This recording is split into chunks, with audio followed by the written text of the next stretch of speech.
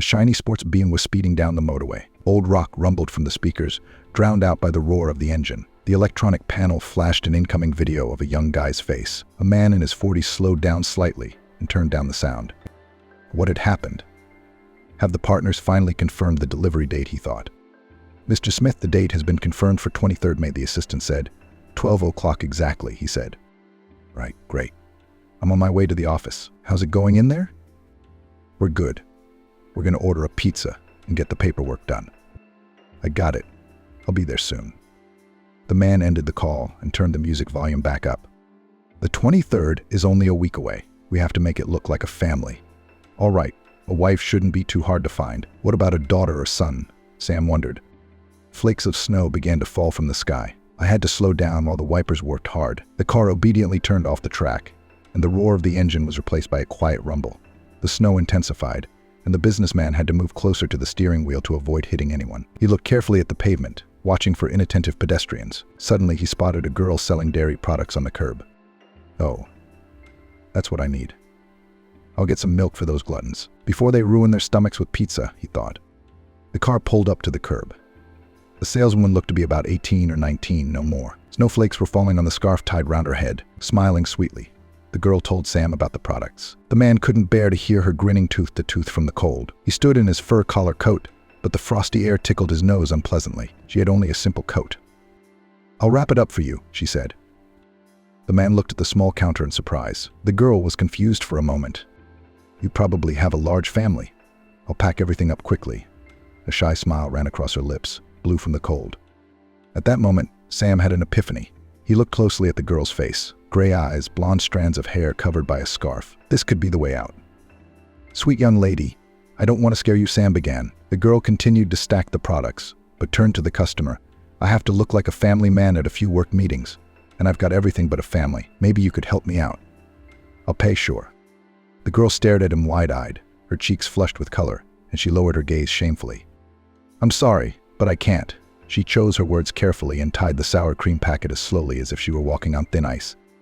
Oh, you misunderstood me. I must have put it poorly.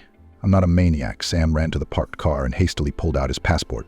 Look, this is my passport. You can take a picture of it and give it to a reliable person. You'll need to pose as my daughter for a week, just a couple or 3 hours a day.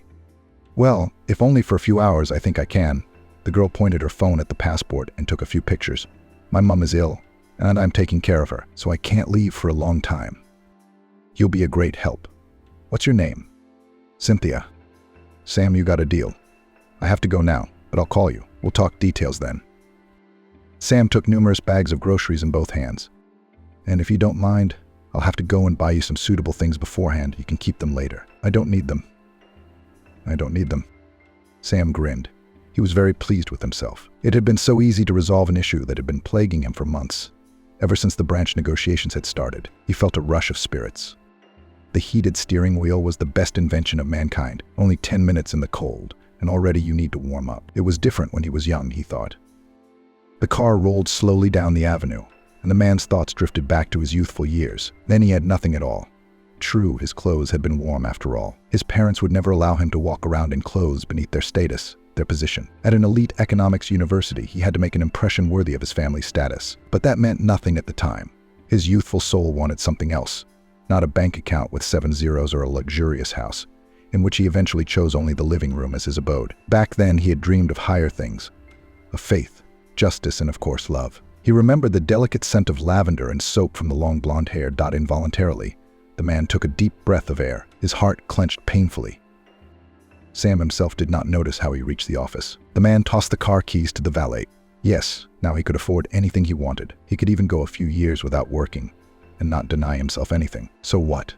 Youth is lost. There was no one to take care of but his employees. He forced himself back to reality. A contract, a competent, well-thought-out contract. That's what he should think about now, so that no clever lawyer would be able to pick on him. The evening passed in thought again. Sam looked at the falling snow and remembered his youth. The whiskey in his glass burned his throat. He walked over to the panoramic window and dusted off the coffee table, setting the glass between the mismatched figurines that looked like plastic trinkets and the ashtray full of cigarette butts. A cigarette slipped easily out of the crumpled packet, and the man opened the sliding door, a slim slit with a light movement. Along with the frosty air, children's screams from the neighboring house came into the room. The building itself could not be seen because of the falling snow, but that didn't stop the screams at all. Quickly finishing his cigarette, the man hurried to close the door and enjoyed the silence. Yes, better this way than to hear all these shrieks from morning till night, he thought. At least he had the freedom of choice. He took another sip and, grumbling, spat the rest into the floor pot with the withered bonsai. Tossing the damp dressing gown off the king-sized leather sofa, the man plumped tiredly into the soft embrace of his soft man. He could have gone to the bedroom, but it made him homesick. He hadn't slept there once since Patricia had left. She was a housekeeper. He closed his eyes and remembered how tidy the place had been back then. It had been a good time. The house was filled with the smell of home-cooked food, fresh linen perfectly folded in the cupboards. The bedroom was being used for its intended purpose. Sam fell into a pleasant slumber. Outside the window there was barely a hint of dawn when Sam opened his eyes. Taking the customary 20 steps to the bathroom, he looked in the mirror in the close light. The wrinkles seemed deeper and gave him an extra dozen years, as if he should have been in his 60s by now. The electronic surface of the mirror glowed with the time 0700. All morning routines went on automatic.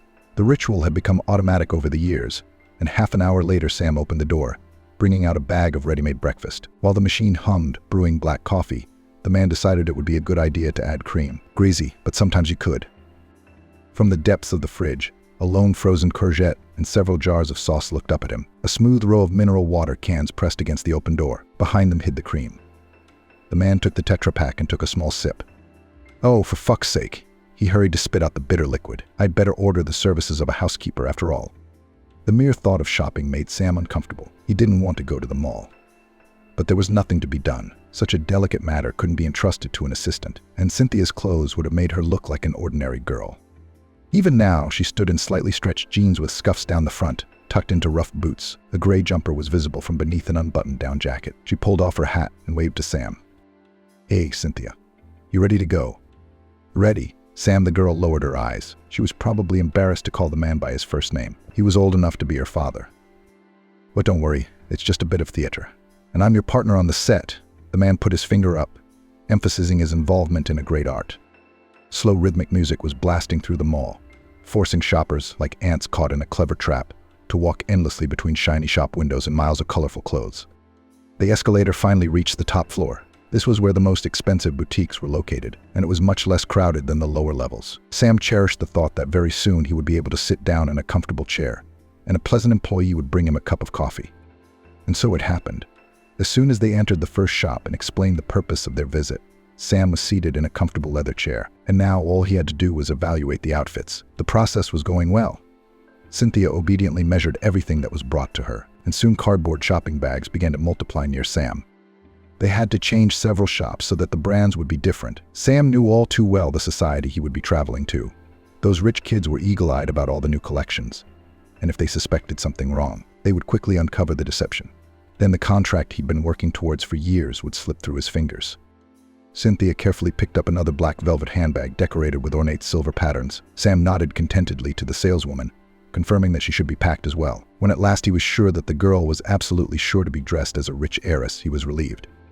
It was necessary to finalize everything by stipulating the details. A small, dark restaurant on the same floor suited him just fine. Cynthia, look, it's a business meeting, but my partners are traditionalists, and they're all about family values. So you're supposed to be my daughter. Tell me a little bit about yourself so I know what kind of legend to make up. The man sipped his tea. I don't have much to tell. I work as a milkmaid. Now my mom is ill, and I had to look for a job near her house to take care of her. And when I have time, I sell my products, so it's a small business. The girl blushed and giggled. Did you study or go to school? Sam had a strange feeling that the girl's speech was too smooth and correct, without accent and common expressions. Milkmaids don't speak like that. Yes, I entered the history of art, but I had to take an academic course. Hopefully next year I'll be able to return to my studies. Well, good for you. But you're just like me, grinned the man. Why don't you have a family? I should probably find out more about you too, so that I can be prepared. Well, she doesn't need that information, of course. Well, I'll just have to tell her to relax a bit, Sam thought. I had a woman I loved once, but that was a long time ago. Then business, work. I didn't have time, and now I'm old, no one wants me. So you're a lone wolf? You could say that. The businessman smiled. During the time spent in the restaurant, Sam had managed to get Cynthia to talk a little, and his worries receded into the background. The girl's speech was pleasant. She possessed a slight irony. Their conversation flowed easily, and this inspired hope for the successful future of the deal. However, talking to a nice young girl, and even in such an unusual way, was new to the man. It was not the same as giving tasks to subordinates. All this fuss made Sam feel a migraine coming on. It would have been nice to take Cynthia home, but there was no more energy left for that. God bless whoever invented the taxi. Sam was relieved to see the red taillights of the yellow, checkered car moving away. That night the headache kept Sam awake. He tried to find some pills to relieve the attack, but they ran out, as always, at the worst possible moment. He closed the cap of the empty pillbox and threw it in the rubbish bin. At first he wanted to call his assistant, who could bring him what he needed. But at the last moment he remembered that he'd just had a baby. Pulling him over in the middle of the night now would be too much. Sam flicked through the contact list on his phone and discarded it. A string of women's numbers, and no one to text. Either asleep or having fun like they'd had with him. Patricia would probably come and help him, but that would be too low. He remembered her tear-stained face when he told her he didn't love her. The pain clenched his temples even tighter. You old goofball, Sam thought, grabbed his phone and quickly dialed the number of the pay clinic. When you have money, you can afford to be lonely. In just 10 minutes, the friendly nurses gave Sam a strong injection, and the pain receded. You'll sleep like a baby tonight, smiled the young nurse. That's right, like a 45-year-old baby, he grinned. The car was quietly making its way along the off-road track. Cynthia, seeing the car, waved hello. Sam responded machine-like. Behind the girl's back stood a sturdy little house covered in snow. Now she looked unnatural against this background, like a bright spot against the gray industrial zone. The wheels slowed down next to a pair of beautiful light-colored boots with a small heel. The girl flicked back her blonde long strands and got into the car. Sam stood still for a moment, ogling her with his gaze. Careful, inconspicuous makeup, shiny hair, elegant manicure. Clothes only completed the image. Cynthia looked fresh and beautiful. Cynthia, you look great. Thank you, Sam, I'm really so excited. Not Sam, Daddy, the man put his finger up, reminding us of their arrangement. Yeah, Dad, the girl laughed. Everything's going to be fine, I'm sure. Okay, just a reminder, Mum's in Aspen skiing. The roads got snowed in, and she couldn't make the flight. And you're staying with me, your favorite daddy, getting ready for your winter session. I honestly don't think anyone will ask too much, but just in case, you know. Cynthia nodded decisively and made a gesture with her hand to her forehead, emphasizing that she was ready to follow instructions. I thought about calling me Cynthia. That's what my mom usually calls me, but I like the sound of it. The wheels slowly spun and the car set off on its adventure. Supporting Cynthia under his arm, the man entered the small hall. The stage was hidden by a red velvet curtain, and there were tables in front of it. One large one was in the center and flanked by several smaller ones. An obliging steward waved his arms cheerfully. When he saw Sam, he shook his hand vigorously and inclined his head politely. Introducing Cynthia, he led them to a group of people standing a little further away. At the most crucial moment, Cynthia squeezed Sam's hand more firmly, and he patted her shoulder encouragingly.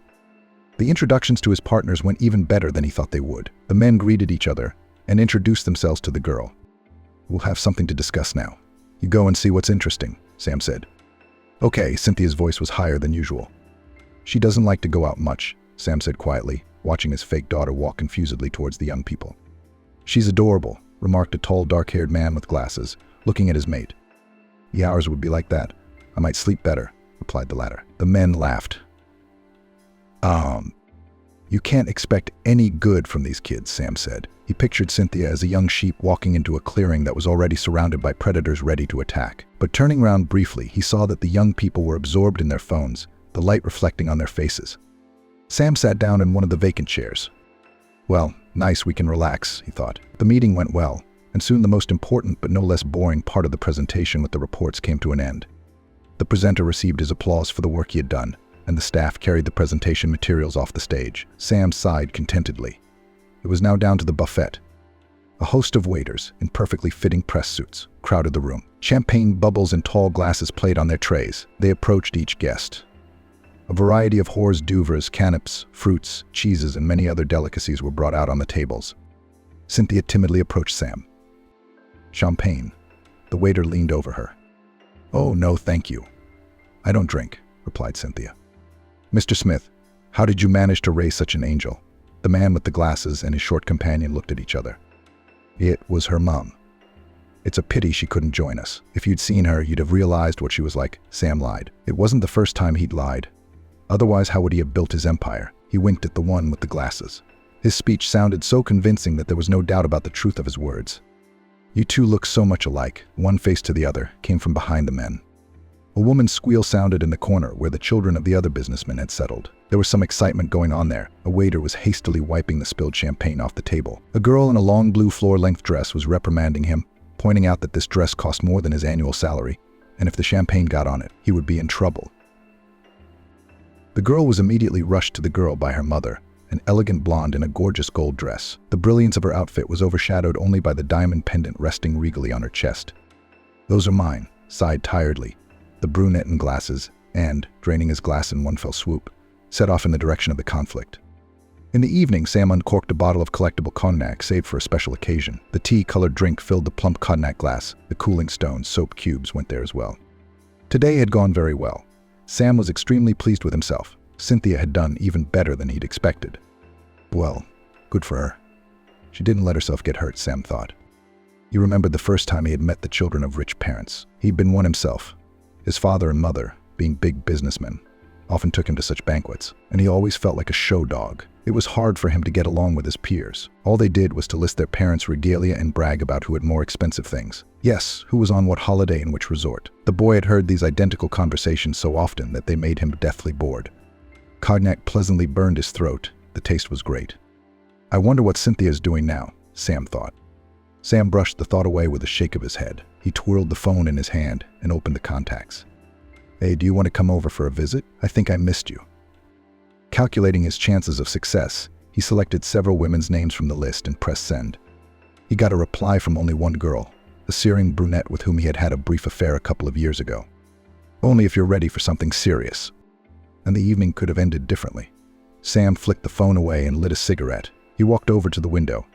The door slid smoothly aside. From the neighboring yard came squeals and laughter. Judging by the shouts, the family was playing snowballs. For the next meeting, Mr. Smith dressed extra carefully. The gala was to be held in one of the best restaurants in town. The premises had been fully rented for him and his partners. The man's hair was neatly styled back. A black body was around his neck, and a black tailored suit fit his figure perfectly, hiding his soft belly from prying eyes. Sam coughed and pulled back the hem of his jacket. Everything seemed perfect. He examined himself once more in the tall mirror. An executive car was waiting for him in the courtyard. The neatly dressed driver obligingly opened the door for his passenger, taking Cynthia out. The car slid gently through the city and stopped at the entrance to a restaurant with glowing lights. Sam helped the girl out of the car and, holding her under his elbow, followed the receptionist who greeted them. "Cynthia, you did great.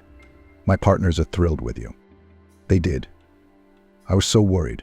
I couldn't sleep the next night. I thought they thought I was boring. I couldn't hold a conversation. "Don't worry about it. All those cranky ones, like big kids, there's not much to talk about with them. If you don't know what to say, just say your dad's richer," Sam grinned. The couple entered the hall. The restaurant was decorated with a magnificent huge Christmas tree. It shone triumphantly against the floor-to-ceiling window, behind which snow was falling. On the opposite side was a grand piano at which a man in a tailcoat sat and played cozy classical music. "So well, do you know what to do?" Sam asked. Cynthia modestly said hello to everyone present and went to the Christmas tree, where some wives and children were already standing. Sam was pleased to note that Cynthia was carrying on a conversation with someone in the group. Soon she disappeared into the crowd. Apparently she went to the window. The first hour, as usual, passed in negotiations. Men settled into large leather armchairs around a mahogany coffee table and discussed the details of the deal. Some smoked cigars. Sam declined. He remembered coughing the rest of the day after the last time. No, this entertainment was definitely not for him.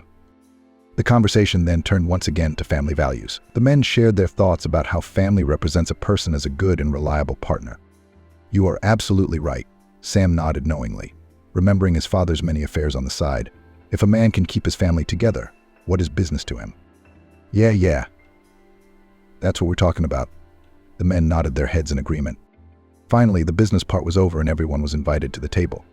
Cynthia looked elegant in a long black dress. The sleeves pulled back her thin arms, covering her wrists. A black velvet handbag with silver branches completed the look perfectly. Sam noted with pleasure how good she looked. He was genuinely glad that the girl would still have these beautiful and quality items. Waitresses in white gloves bustled around the tables and opened more and more dishes in front of the guests. Soon the table was filled with various delicacies. Sam occasionally caught Cynthia's questioning gaze. "What is it?" And he would say quietly in her ear whether it was worth trying or not. Soon they switched to talking only with their eyes. "We haven't been to that branch since," finished one of those present. Everyone laughed, and approving chuckles rolled across the table. Cynthia turned round, pointing at the baked snails. Sam grimaced, a look of disgust on his face. Cynthia giggled and kept looking around for something to try. Glasses clinked.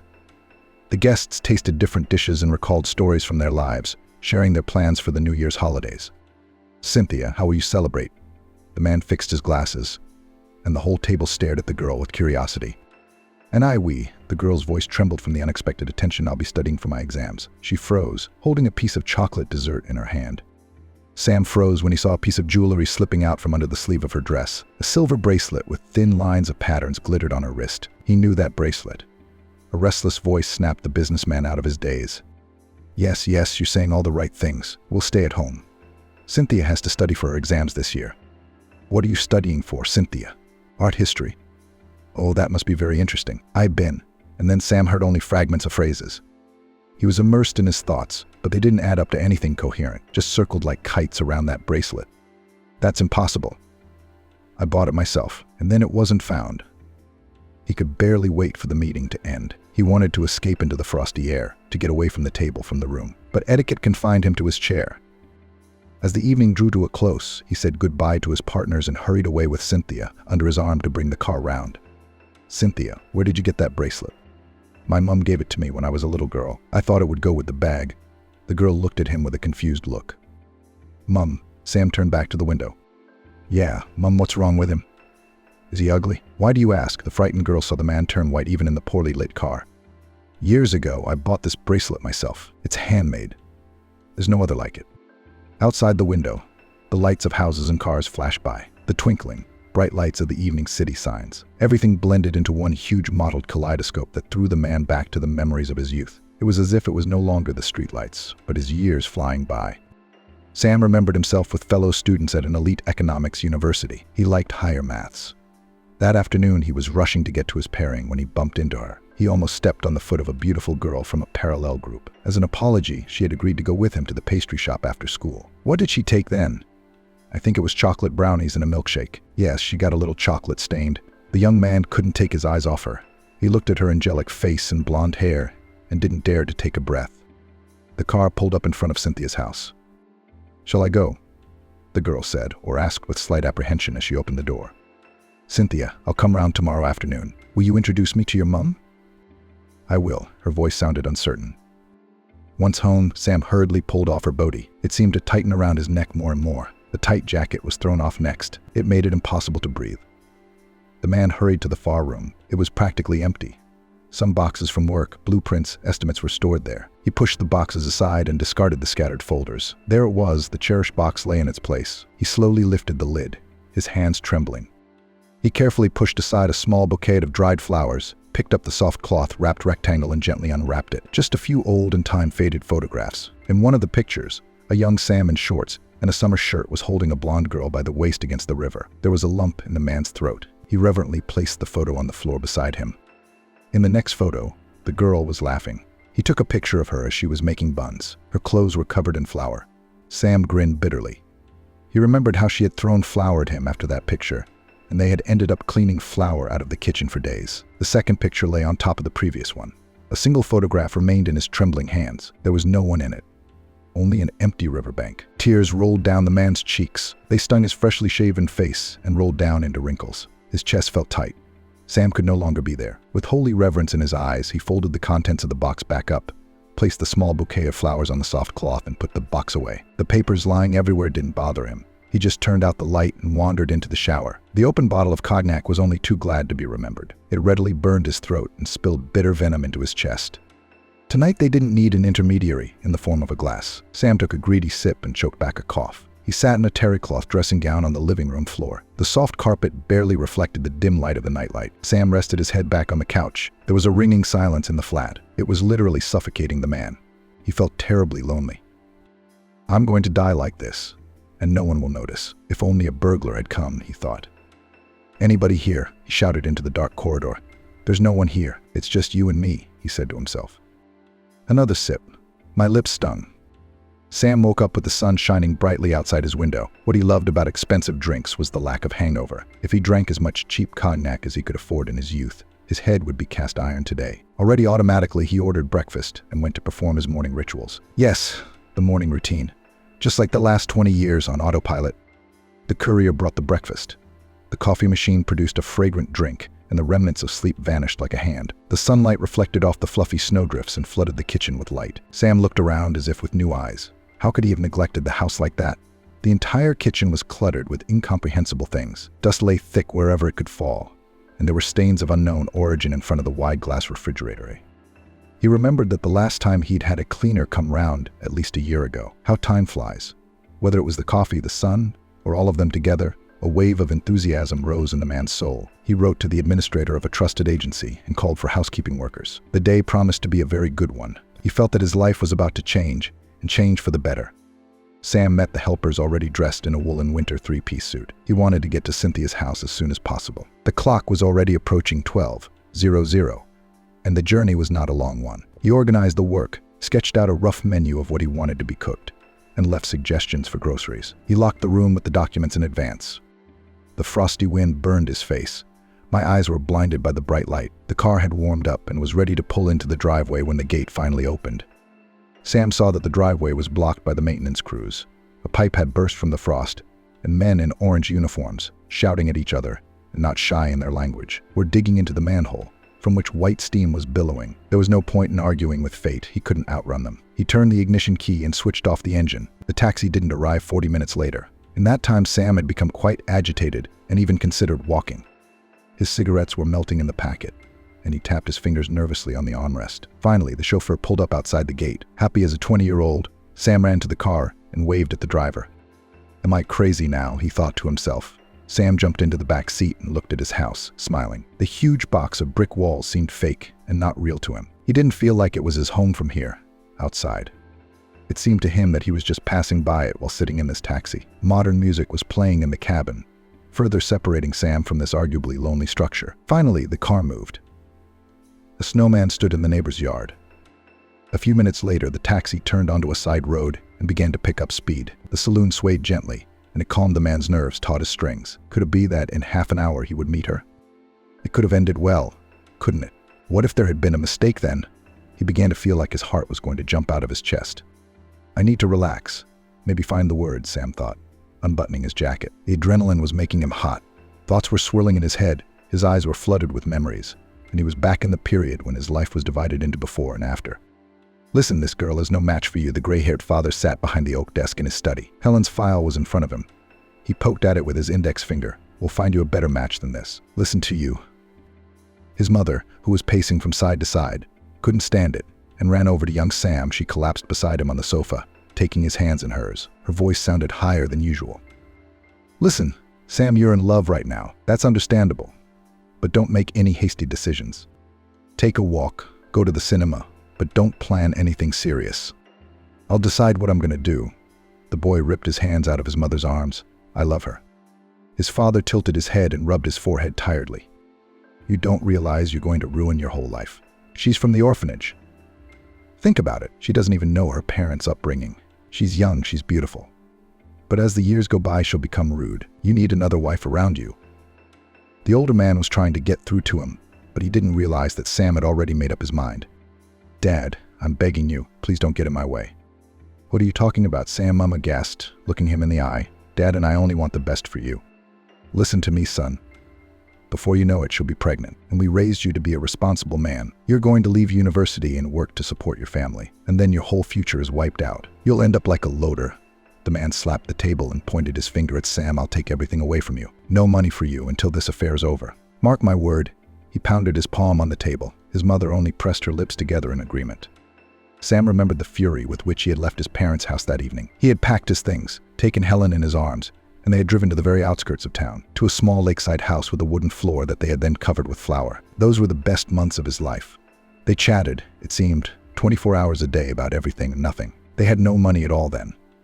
Helen worked part-time in the cafeteria for a few hours after school, and Sam helped out in the coffee shop at the library. It wasn't much money, but it was enough for rent and food. In their spare time, the pair crammed for their textbooks. Sam was always surprised at how much the girl knew. It seemed impossible to find her without a book. He remembered her laughing face and the bracelet. He had bought it as a gift from a jewelry shop. The bracelet was as dainty as Helen's. Sam really wished he could have given a gold one as a gift, but he barely had enough for the silver one. And then the memory took him to the river, to the very bank where he had secretly come every year on the day of her death. We're sorry, young man, but we found your friend's belongings on the shore. We believe she drowned. Her body has not yet been found. Search operations are underway." The man took off his cap. Then it had been several days since Helen had gone missing. The boy had called all her friends, but no one had seen her. She hadn't shown up at the pulpit either. Sam didn't know what to do. He went to the orphanage where the girl grew up, hoping to find her there, but she didn't come there either. Sam remembered running towards the lake. There were several police officers standing on the shore. One was writing something down. Another was carefully lifting Helen's things with tongs. He had no sooner reached the scene of the tragedy than the strong arms of a third officer wrapped around him from behind and shackled him in an iron embrace. "Easy, easy, young man. You'll spoil all the evidence. We're looking for her." Sam slumped to the ground, tears welling up in his eyes. Why did she go to that lake? What could have happened? All his questions remained unanswered. The next year, Sam did not remember himself from grief. He drank. He had to take a leave of absence from school. His parents comforted their son, but they did not hide their quiet joy. It made him sick to see them. Helen's body had never been found, and that made his broken heart even more painful. Sam couldn't calm down. He had nowhere to go to visit her grave. There was no way to say goodbye. All he had left were a few pictures and the shore of the lake. Over the years, the wound in his soul never fully healed. All those fleeting romances were like a band-aid glued on a bleeding ulcer of many years. With them, his life seemed sympathetic from the outside, but he was still that wounded beast. Perhaps only with Patricia had he tried to create anything resembling a relationship. His parents liked her a lot. The girl was quiet, homemaker, but he'd never cared for that. Looking at her, he felt no emotion. It was like watching a boring TV program. He came to the conclusion that it was cruel to the girl and confessed his lack of feelings. 10 years passed, but Sam never tried to start a family again. He opened the window and sucked in fresh air. Sam tried to get rid of the heavy memories. The body had never been found, after all. So what does that make it? Could she still be alive? It could be. Could she have lost her memory? Or could she have been kidnapped? An anxious brain was throwing up new possibilities. The man didn't know if she would recognize him, but he would recognize her for sure. He realized. Cynthia did, indeed, look like Helen when she was younger. Well, yes, of course, he'd noticed that right away. Well, of course, it had to be her for sure. Sam smiled quietly, not wanting to scare off a good feeling. The car turned onto a broken road, the wheels rumbling on the gravel, scraping the unfamiliar pavement. The driver slowed down, avoiding the potholes and potholes. The snow crunched underfoot. Sam smoked a cigarette nervously. The taxi flashed its red lights and disappeared around the corner. The man was starting to freeze when the front door finally opened. Cynthia peeked out from behind it and waved at Sam, inviting him in. The cigarette butt flew into the bin, leaving a cloud of smoke. The man headed towards his destiny. "Hello, Sam." She placed the worn slippers in front of him. "How are you doing, Cynthia? Everything all right with you?"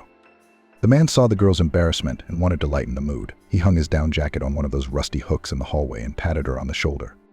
The cabin seemed even smaller inside than it was outside. However, it was not without pleasure that Sam noted that it was much cozier than his home. A small kitchen opened to the right of the hallway. Cynthia invited him in and poured tea. Sam sat down on a chair covered with a colored cape. It was obvious that the hostesses had sewn it themselves. On the table was a vase of bagels and sweets. On the opposite edge of the table lay a large stack of newspapers. Cynthia had gone to fetch her mother and disappeared into the far room. Time stood still. Not knowing where to put himself, the man picked up one of the papers. There was nothing interesting in it. News, adverts, horoscopes. Folk recipes for illnesses were written in pen. Heavy footsteps sounded behind Sam. He didn't turn round. He froze. A female figure walked heavily around him, leaning her hand on the table, and sat down heavily in the chair opposite. The aroma of tea mingled with the smell of medicine. The man looked up, his eyes rounded with surprise. It wasn't her. His heart sank into his heels. In front of him sat a woman in her 50s with dark hair and swarthy skin. Her appearance was sickly and her face was drained under the onslaught of an agonizing ailment. Cynthia carefully threw a knitted shawl over the woman's shoulders. The brown eyes of the stranger regarded the man with interest, as if studying him, testing him. Hello. Sam's voice had never sounded so timid. He could barely move his lips. What else to say? He didn't know. What a stupid thing to say. Now she probably thinks I'm some kind of maniac, he thought. "Cynthia, please leave us alone, dear." The woman stroked the girl's arm affectionately. "I need to have a word with this man. You'll have to forgive me. My leg hurts terribly." The woman stretched out the sore limb in front of her. There was a wide bandage on her knee. I'm sorry. Sam struggled for words. The woman glanced down the corridor to make sure Cynthia had gone to her room. "My name is Sandra. I know who you are. I knew right away. You two look so much alike." The woman's voice dropped to a low whisper. "I'm a friend of Helen's. I'll tell you everything that happened, but please don't say anything now. Cynthia doesn't know anything. She made herself comfortable in the armchair and poured herself some tea. I met Helen in our village 20 years ago. She came here to work part-time. She and I shared a flat with a woman. She was a nice girl. We hit it off straight away and became friends, even though she didn't like to tell us much about herself. She was pregnant. I kept asking her where the father was, but she wouldn't tell me. I thought maybe something had happened. Maybe it's a dark story. All right, I guess it's up to you. A couple or 3 months later, she did tell me. She was living with a bloke. He was nice, she said. Smart. I loved him a lot only, she says. His parents were against it. She was no match for their son. They met her several times, demanded she disappear from his life. They even offered him money. They said she'd ruin his life and deprive him of a future. She resisted as best she could, but it only got worse. Her parents threatened her. She'd just found out she was pregnant. His parents, according to Helen, hinted that anything could happen and they wouldn't find her. And who would look for an orphan? She got scared and agreed to their terms to save the baby. So they made her pretend she'd drowned. They told her to put her own clothes on the shore of the lake. They forbade her to take anything from the house. No one realized she'd run away.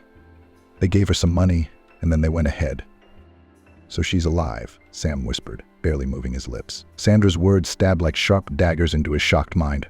What a fool I was. That's where their satisfied faces were coming from. They'd set it all up and watched me suffer. So Cynthia is my daughter? Then, yes, the woman nodded affirmatively and rubbed her sore knee. But where is Helen? Is she alive? Well, honestly, I don't know. But I hope so. How did Helen give birth? We'd settled down in the village for good. We worked as dairymaids. We made pillowcases to order. And then later, when Cynthia was about 2, we started going into town to work. The pay was better there. We got a job as maids, and at first it was all right. It wasn't easy work, of course, but it paid well. We left Cynthia with our landlady Nancy. Helen paid her, of course. Well, she did a good job, and she was a woman's help. And then we were sent to a new house to clean. The owners were fighting amongst themselves. They had scandals all the time. All we could do was clean up the broken crockery. Somebody died, and they were dividing up the inheritance. Well, you could see there was a lot to divide. Cynthia came through the door. Are you all right? Would you like some more boiling water in your tea? I'm fine, my dear. Go and sit in the room for a while. The woman made sure the girl was gone and leaned closer to Sam. So I got sick one day, came down with a fever, and Helen went to see them alone. I nearly went mad. She was gone for days. No phones. And where do I call? I don't know what happened. Cynthia's crying, missing her mum, and I'm barely on the mend. She came back a few days later, but she was white as a sheet. Not alone, but with a bunch of detectives. They'd turned the house upside down, looking for something. I went to Helen to find out what had happened. Poor thing, she was shaking like a leaf. Said she'd seen a murder happen while she was cleaning the house. The owners were arguing as usual. And then there was a scuffle, and Helen turned round to see the noise. Thought maybe they should break it up. There were 2 sons fighting, and before she knew it, one of them had shot the other in the head. She lost consciousness and came to when the police woke her up. She had the gun in her hands, and she was covered in blood. So she was framed for it. I went to court, and they pinned murder and robbing a safe on her. The safe was broken into, probably looking for jewelry. Only they didn't find anything. Her lawyer was a real scoundrel. I could tell he was bribed. Didn't defend her at all. She ended up getting 20 years. That's it. The woman rounded her eyes and splayed her hands. I didn't give Cynthia away, of course. I raised her myself. She doesn't remember Helen. She thinks I'm her mother. So Helen's in prison now. I don't know, to be honest. She wrote for the first few years. Then she disappeared. I sent her so many letters and I never heard back, as long as she was alive. I even wanted to hire a detective once. I had some money saved up, but Cynthia got sick that year. I had to splurge. The woman took Sam by the elbow to pull him out of his daze. Sam, do you know everything now? I can see you're a decent man. I'm sure you'll want to find Helen. I only ask one thing of you. She leaned in close to the businessman's face and looked him in the eye. When you find out anything about her, let me know. It's very important to me. Sam stood in the street and stared into the snowdrift, but saw nothing in front of him. The lit cigarette smoldered slowly in his hands, and a long column of ash fell on the snow-white snowdrift. The information he received was slowly being processed and changed his perceptions of the world upside down. His beloved had not drowned. She might be alive. He has a daughter. Covering everything seemed impossible. Walking into his house, for a second he didn't realize where he had come. The house was sparkling clean. The kitchen smelled of home-cooked food. He had already forgotten about the houseworkers, just as someone had forgotten about his Helen, who had been framed. Kicking off his boots, Sam carefully pulled a folded paper from the inside pocket of his jacket. Inside was written his first name, last name, middle name, prison number, and article. It was only a few days later that Sam found out Helen was alive. The private detective told him that she had been out 5 years ago on parole, but had stayed behind to live on a settlement. Planes didn't fly there, but you could get there by rail. The nearest train was leaving in a few days. Sam couldn't think about work anymore. Apologizing to his partners, he said he would miss all the scheduled meetings and left it all on the shoulders of his team. Every evening, the employees sent him brief reports on how the day had gone. He was very proud of his employees. He'd managed to build a solid team after all, but they were not his real family. Sam hurried to share his joy that Helen was alive with Sandra. The woman was crying tears. Sadly, he found her in an even more pitiful state than the last time he had seen her. She had been unable to get out of bed that day. It was hard for Sam to watch her agony. He called his familiar smiling nurses from the paid clinic, and a team led by a doctor of the highest category instantly arrived. After an examination, the doctor said that surgery was necessary and that it was possible to get the woman back on her feet. Sam didn't hesitate for a minute. The same day Sandra was admitted to the clinic, the doctors took tests and set a date for the operation. Sam paid for separate accommodation. The ward was like a small flat, and Cynthia was able to sleep right with her foster mom. The girl was immensely happy and kept saying that she didn't even know how to thank him. She still didn't know the truth about her origins. So Sandra convinced Sam to hang on to the big talk and find Helen and talk to her first. It was a really good idea. Sam decided to take her advice. The train rattled its wheels melodiously. Sam hadn't been on a train in a long time. Towns and villages whizzed by outside the window. There were no neighbors. The train would arrive at the right station in the morning. From there, he would go to the settlement and meet the woman he had loved for 20 years. Outside the window, another platform flashed by and disappeared into the darkness. Sam thought, if only life were this easy one day and a bad period passed, to leave behind years of loneliness, fleeting flings, or perhaps to be the first to send into the darkness parents whose cruel love broke the lives of several people at once. The conductor knocked delicately on the first-class carriage and offered tea. Sam opened the door and was pleased to note that the drink was still served in glasses with iron-carved cup holders. Already out of habit, Sam got up at 0700. Over the years, he didn't even need an alarm clock anymore. Soon the door of the railway station slammed behind him, and taxi drivers were trying to lure him into their cars. When he gave the address, the mustached chauffeur, whom he had picked at random from the crowd, looked back at him in surprise. He looked at him with a look of incomprehension. What was such a decent man looking for in this godforsaken place? The passenger nodded back, showing that he had not misheard him, and that no explanations would follow.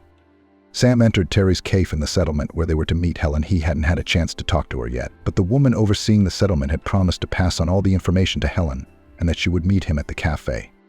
The small room was paneled in light wood on the inside, and sunlight flooded the entire space. The room smelled of sweets and coffee and milk. Sam was reminded of their first trip to the sweet shop. How long ago had it been? And he remembered it like it was yesterday. Helen had indeed been there. She was sitting at a wooden table looking out the window. She was wearing a modest beige dress with a high collar. On the back of a chair hung a simple brown jacket, unnecessarily light for this time of year. Sam froze. She's alive. It's Helen in front of me, came timidly from his lips. Sam, the woman said in a trembling voice and glanced anxiously at Sam. I don't believe it. Tears ran down her cheeks. She stood up confusedly, as if trying to believe it wasn't a dream, and held out her thin hand to him. A shadow of doubt flashed across her face, as if he were a ghost that could disappear at any false move and leave her alone again. Sam could say no more. He grabbed her into his arms and kissed her blonde hair. Happiness. The whole world disappeared for him. You haven't changed. Sam wiped the tears from her face. Helen, I know everything. I found Sandra. She told me everything. I'm so sorry. Helen, our daughter Cynthia is amazing. I know her. I came to get you. You have to come back. The woman's blue eyes filled with tears again. She picked up a white napkin from the table to wipe them away. Sam, her lips trembled. She doesn't remember me anymore. She's a grown-up girl. Why does she need a mother who's been sitting around? I've got nothing to give her. I love her so much, Sam, but I belong here now. I've spent so many years here. And outside the settlement, I'm nothing. My youth is gone. I have no education, no profession, nothing. I'm just a burden on her shoulders. Helen, it's not like that. I have everything. You won't have to work. And Cynthia, she's marvelous. She'll understand. She wants to study art history. Can you believe it? She got in on her own. Cynthia is so much like you. The woman was crying with her face down on her hands on the table. The barmaid made no sign of herself. Apparently, such scenes were not uncommon here. There were no other guests at Terry's cave. It was a difficult conversation. They talked until dark. Sam tried to persuade Helen to go with him, but she wouldn't agree. Then he decided to pull out his trump card and assured her that if she didn't go with him, he would have to move here himself to be near her and tell Cynthia everything. She would then want to come too. The words had an effect on the woman. After much thought, Helen agreed to give it a try after all. Life outside of her familiar place frightened her, but the desire to see her daughter, to see Sandra, who hadn't abandoned her child, was stronger. Helen had asked to wait for Sam at the entrance so she could gather her things, but when she came out, her thin arms were empty. Would she not go after all? But then the man saw his lover carrying a small purse over her shoulder. Helen had said she didn't want to take anything from this life into the new one. Sam liked that idea. Sure, the years were gone, but dragging a heavy load of injustice with him would be too heavy, too, in his opinion. The drive back passed in silence. The couple stared out the train window, taking the years of hardship and torment into the past. Cynthia was struck by the story of her fate. Sandra, Cynthia, and Sam sat next to the girl at the round tea table in Sam's simple living room. Sandra still had an injured leg, but the doctors had already cleared her to go home. She was making a rapid recovery. Even before the hospital conversation with Cynthia, Helen and Sam had visited the woman in the hospital. Cynthia had then been sent to the shopping center in advance to buy something for her mother, which meant that the older generation had time to discuss things amongst themselves. Sandra and Helen cried when they saw each other and hugged each other tightly. When the emotions subsided, the women decided how to tell Cynthia, and most importantly, how they would live their lives from now on. Sam suggested that they all move in with him. He thought it was a great idea. He said he had a big house with plenty of room for everyone. Cynthia would have to reinstate herself at the institute and continue her studies. The women were discouraged by the offer, but after thinking about it, they accepted it. This way Cynthia could spend time with her new parents, and Sandra, who had raised her as her own daughter, would be close by. Sam's life had changed abruptly. Just 6 months ago, he was a lonely man who had no one to take care of but his co-workers. And now he has a family, a daughter, a beloved wife, and a faithful friend. His house was filled with voices and life. It no longer seemed empty and lifeless to him. The women decorated the house with various little things, and it became a real cozy family nest. A marble pedestal with a green velvet cushion had been placed on the place of honor in the living room. Under the glass lay a small item that had changed the entire lives of the occupants of the house, a silver bracelet. Cynthia was able to recover at the institute and was preparing for the upcoming school year. All summer long, they went to exhibitions and theater productions. Sam and Helen couldn't get enough of their child. Sandra was happy that her daughter's life had changed qualitatively. Now she was not worried about her future. Deciding to follow her husband, the wife saw him getting on the wrong train and hopped on. "Mom, Dad, I want you to meet my boyfriend. Or rather, already with my fiancé," Emily said one evening when they were sitting together at dinner. Susan gasped. "Emily, how so? How long have you been dating him? And you haven't even said a word to us. It's all secret, all secret, all secret." "Mom, but why not?" "We've been dating for a while," Emily replied. "Michael came to see me with an injury. Anyway, it's been 2 months now, but the intentions are serious for both of us." "Daughter." "Congratulations to you," pronounced the father, who had been silent until then. "And when you had time to grow up, I didn't even notice. Time has flown by so quickly. You've graduated from the University of Medicine, you've begun to work, and now you're almost a bride." "Yes," said the mother thoughtfully. "I want a family like yours." "You've always been perfect for me," Emily said. "You talk to each other a lot, still write messages to each other, respectful to my brother and me, among others. I even gave you guys as an example to Michael and told him that you were the standard of a perfect relationship for me." "Emily, when are you going to introduce us?" Susan asked. "Michael and I are coming over for lunch this weekend." "Mom, you don't bother cooking much, okay? You'll make a lot of dishes again. You'll get tired, so just make it hot and that's it. Michael and I will pick up some cake on the way."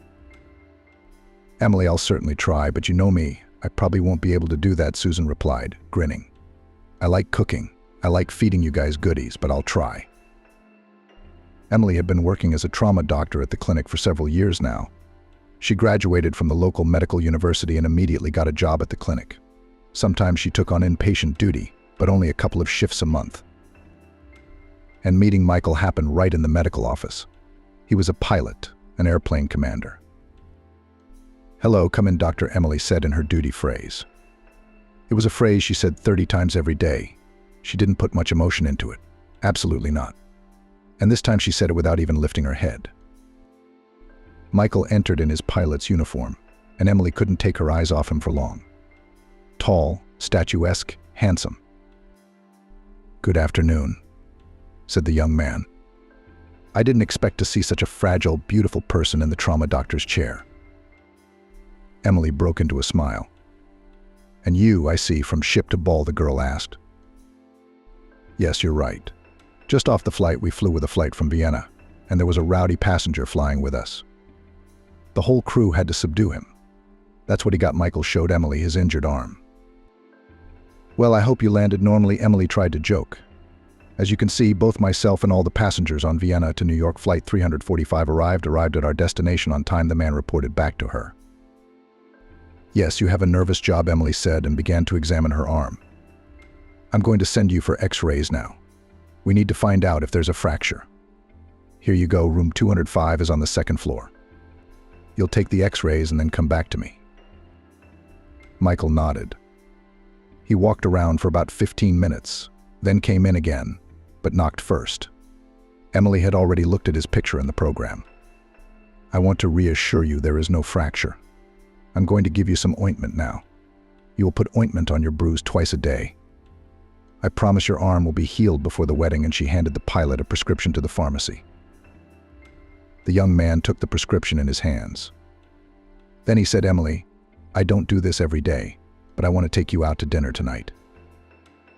Emily, who had filled out the chart in the computer, immediately looked up.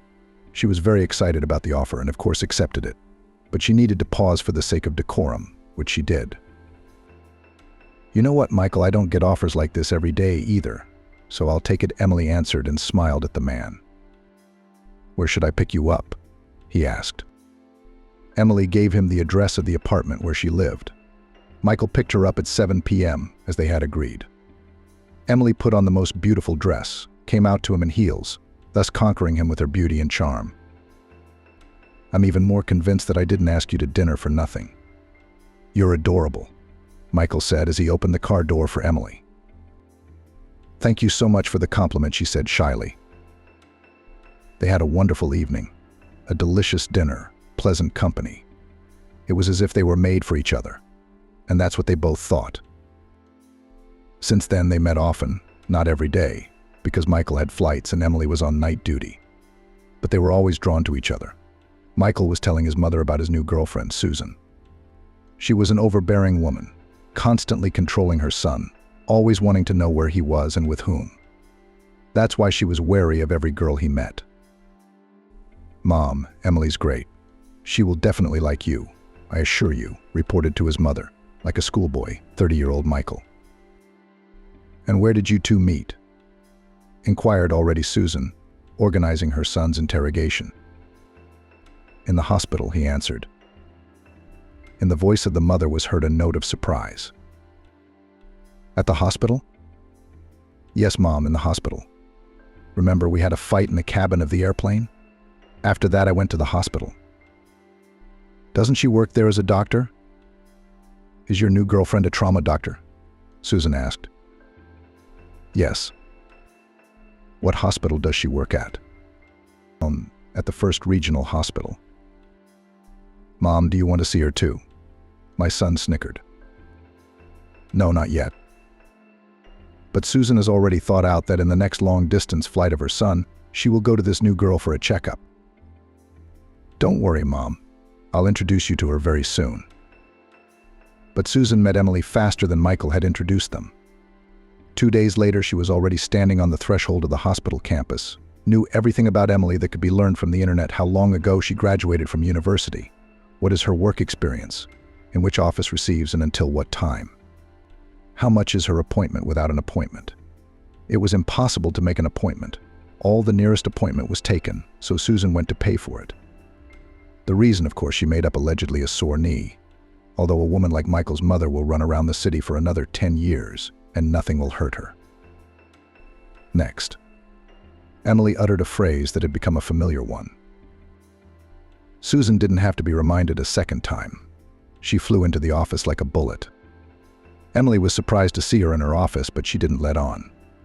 Michael showed her a picture of his mother and told her that she was overprotective.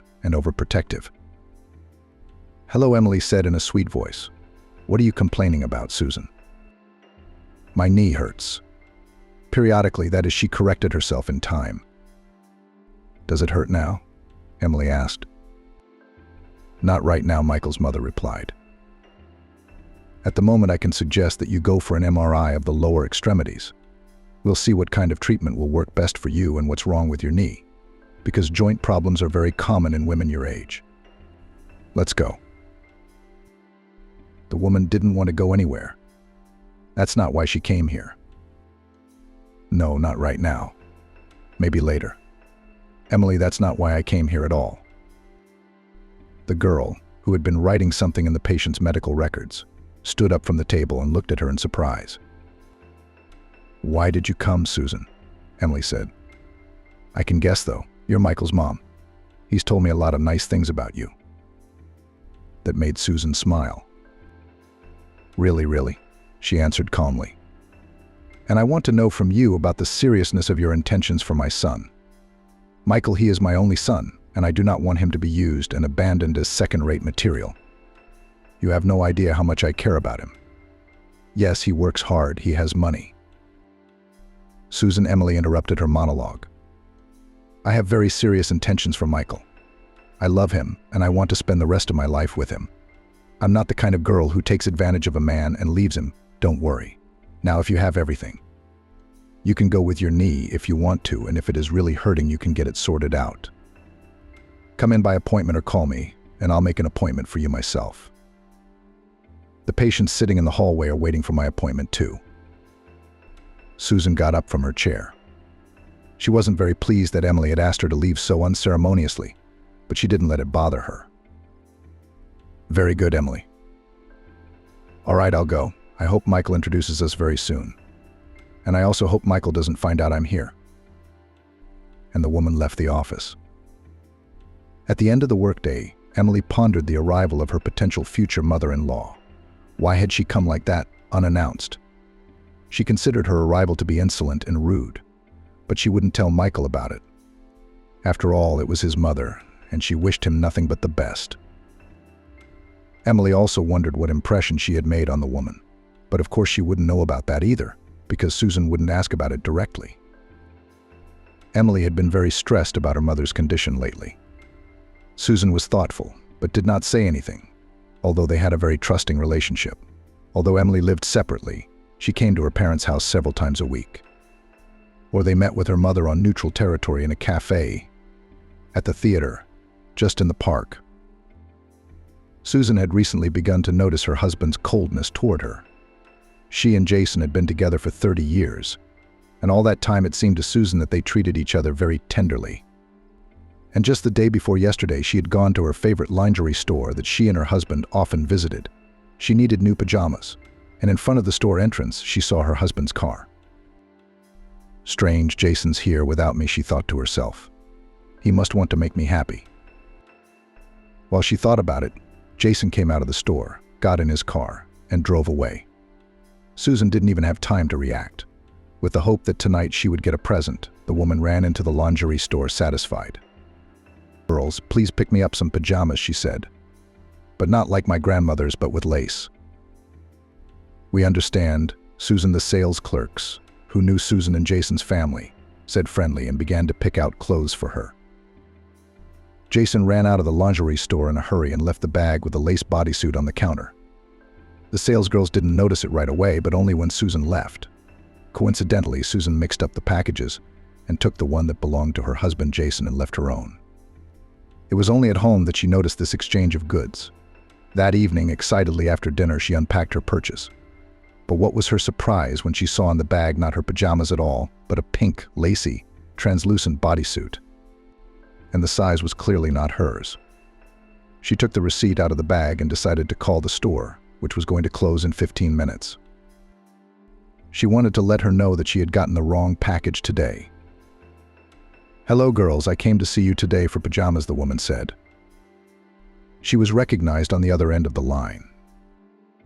I think I mixed up the bags. I didn't take my own, but in the bag with someone else's purchase, she said. Do you have the receipt? The girl on the other end of the line asked. I'll look at it. Yes, there is, said Susan, who pulled out a check for a considerable amount of money. She thought to herself that someone's man was very generous to his woman. Please tell me the number of the discount card. We can use it to tell you who the purchase belongs to, the girl said. Just a second, Susan took the check, called the numbers on the receipt. This card and the purchase belonged to Jason Smith. Susan, hearing her husband's first and last name, fell into a stupor. But she needed to finish her dialogue with the store employee. "Okay, got it. I'll return the merchandise tomorrow and pick up mine. Thank you." "Have a good evening," she said and hung up. After the conversation, she once again went to the gift bag that contained the item that wasn't hers, unfolded the bodysuit. It was about a size 44. Susan's size now was closer to a 58. This before, about 15 years ago, she might have fit into this bodysuit, but definitely not now. "Who's this for?" "Jason bought lingerie." Did he have a mistress? Questions immediately began to pop into her head. The thoughts made a cold sweat run down her spine. "No, my husband is not capable of that. We have lived in love and harmony for 30 years. Raised 2 children." Susan thought. She sat down in the chair and couldn't move. It was as if she had been electrocuted. It was the phone call that brought her out of her thoughts. "Susan, hi. Why aren't you answering your phone?" It was her best friend Ashley calling. "Hello? Susan, can you hear me?" "I can hear you," Susan mumbled quietly. "Susan, what's wrong? What's wrong with your voice?" "I don't know. I think something's wrong." "Can I come over now?" Ashley asked, who was in the neighborhood where Susan and Jason lived. "Yes, come over, I'm home," Susan added and hung up. She sat in the chair with the same unfortunate pink lace bodysuit in her hands until Ashley arrived. "Here, look," she handed Ashley the bodysuit. "What is it?" Ashley asked, surprised, twirling the underwear in her hands. "A bodysuit. My husband bought it for someone." Susan told her friend the story. "Well, Susan, what if it's a mistake? You've already got yourself in a twist," her friend consoled her. "Yeah, do you believe in this idea of a mistake? Jason was buying lacy lingerie, and it wasn't for me," Susan summarized. "I saw it with my own eyes." "Yes, you did. Don't you want to ask him yourself? You've always said that Jason and you have a trusting relationship," Ashley suggested. "I guess I'll have to do that. But I'm afraid I'm going to have to do it, because then my whole idea of a perfect family will be destroyed overnight. But it's better than not knowing," Susan said. "Let's have some tea, because I'm so thirsty." She bustled around the stove in the kitchen. Ashley stayed at her friend's house until evening, and then she left.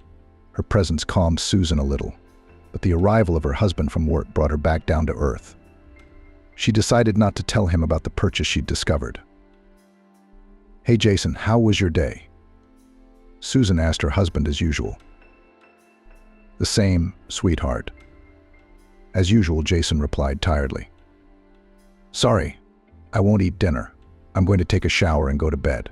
I have to get up early tomorrow, and I have an important meeting in the morning."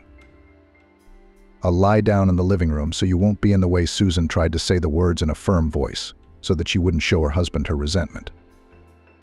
She wanted him to say, "Beloved, this is not disturbing me at all. I want to sleep tonight only with you. Therefore, what living room?" But alas, the reality was quite different. "Okay," Jason said, and went straight to the shower. Susan could hardly hold back her tears. In the morning, Jason left at about 6 a.m. Susan had just gotten up. Susan had just had time to get up when he ate breakfast and said, "I walked over to my wife, kissed her, and left for work." Susan was alone. "Emily, hi." Susan called her daughter for advice. "Can I see you tonight?" "I'm sorry, Mom, I can't. I thought we said Friday," Emily replied. "Did something happen to you?" "Yes, I did." "All right, well, let's do it tonight at our cafe." All day Emily thought not about her patients, but about what could have happened to her mother. As a doctor, she immediately thought that she had some serious illness. Therefore, in the evening at the cafe, the girl began with the topic of illness. "Mom, don't worry. Nowadays, almost everything can be cured. We'll find you the best clinic, even abroad." "Emily, what are you talking about?" Susan couldn't hide her surprise, despite her daughter's pained look. "I'm not sick." "You mean you're healthy? I thought you'd found out you were ill, and that's why you've been so brooding lately." "No, Amy, that's not the case." Susan pulled herself together to tell her the problem. "It's that your father is cheating on me." Emily could not believe this information, as she had found out about it by accident. Susan recounted to her daughter the whole story with underwear, which completely accidentally surfaced in the woman's life. "Yes, I never thought that my father could do such a thing," Emily said thoughtfully. "Do you know who she is?" "No, and I want to find out soon. I just don't know how. Amy, I lied to Michael by telling him that we have a perfect family. We're just a normal family with a typical cheating husband. That's how it turns out, as sad as it looks." While the women were talking, the waiter brought them coffee. "Thank you very much," Emily thanked him for the order. The waiter nodded in response. "Mom, we need to think of a way to get him out. Let's think about it together. I just don't know how to act in a situation like this, because it's the first time I've been in it." And Susan cried softly. "Mommy, please calm down. No one deserves your tears. I know it hurts, but we'll get through this together." Emily hugged her mom tightly. That night, Jason came in and said that he had to go to his mother's house in another town, that she was supposedly sick. "I'll take the train. It'll be faster and there won't be any traffic. I'm leaving tomorrow night." "Maybe I should come with you," Susan suggested timidly. "No, not yet," he replied quickly. "You know your mother doesn't like you very much, don't you? Let's not traumatize her just yet." "All right," Susan sighed. She had no relationship with her mother-in-law, no matter how they tried to make it work. Her mother-in-law was a bossy woman who wanted Jason to be with her. And when Susan came into his life, she didn't take kindly to her. Grandchildren Emily and Anthony loved immensely. But Susan never accepted. And Susan was very upset by this fact. But she gave up trying to please her mother-in-law. "What time is your train tomorrow?" Susan wondered whether Jason would lie or tell the truth. "At 5:10 p.m., her husband answered. "I'll walk you out." "You don't have to. Mind your own business. You have a lot of work to do around the house," he said. And it was true, there was always a lot of work in his house. It seemed to never end. Susan decided to follow her husband, who went to check on her sick mother. Arriving at the train station a little earlier, the woman saw her husband. True, he got on the train, not the one Susan expected, but the one that was going in the exact opposite direction. And Susan decided on her own head to quickly jump into the last carriage of the train to follow him. After going through all the cars and finding Jason in one of them, Susan sat behind him. It wasn't a long ride, only about an hour. Susan filled the stop. It was the Kalanina station. It was dark outside the window. There was some small, almost abandoned station. Susan was afraid to get off here following her husband. But on the platform she saw clearly that her husband went to the girl, kissed her, and they walked together by the hand into the darkness. Susan, seeing this picture, cried. The train moved on. Where was she going now? She didn't know. She just sat and rode in silence. After half an hour she came to her senses and realized she had to get off, so she got off at the nearest station. The station was quite large, but where to go, the woman did not know. So she called her daughter. "Emily, hi." Susan sobbed into the phone. "Mom, what's wrong? Where are you?" Emily tried to make sense of her words through the noise of the train and her mom's tears. "I don't know where I am," Susan continued to sob. "Mom, calm down. What is near you right now?" The daughter was trying to find out her mother's whereabouts. She didn't know she had traveled far away. "I went to the station to follow Jason. He said he was going to his mother's, but he got on a different train, so I got on the other train with him and followed him. He got off at some station called Kalinin, and there was a girl waiting for him." From these words, Susan again became very offended, and she sobbed again. "Mom, what is the name of your station?" Susan said the name of the station, which she read here on the sign. "Now find yourself some place to wait for us. As soon as I find out where you are, I'll come straight over." After talking to her mother, Emily rushed to open a map on her phone. Michael was beside her. He had the day off today. "Michael, I'm sorry, I didn't mean to drag you into our family problems, but I can't do it any other way. Mom needs help." At the same time, Emily searched for the name of the station where Susan was now. She found it quickly and found that it was about 120 kilometers from the city. Yeah, that's a long way for Mom to go. But we have no choice but to go pick her up. She's very depressed, Emily said. Michael went with her. He was driving, which was good because she was very nervous. And there was no telling if she would be able to drive for that long. Emily and Michael had a bit of a mix-up. It took about 2 to get to the station. With it already dark outside, Susan waited for them inside the station. During this time, she had already had time to digest her situation and calm down a bit, but still her condition was unstable. "Mom, are you okay?" The first thing Emily asked, meeting her mother's eyes. Yeah, I'm fine. I'm sorry for making you drive almost at night to pick me up." Susan felt uncomfortable, especially in front of Michael. "It's okay, Susan. Things happen in life." Michael was sympathetic.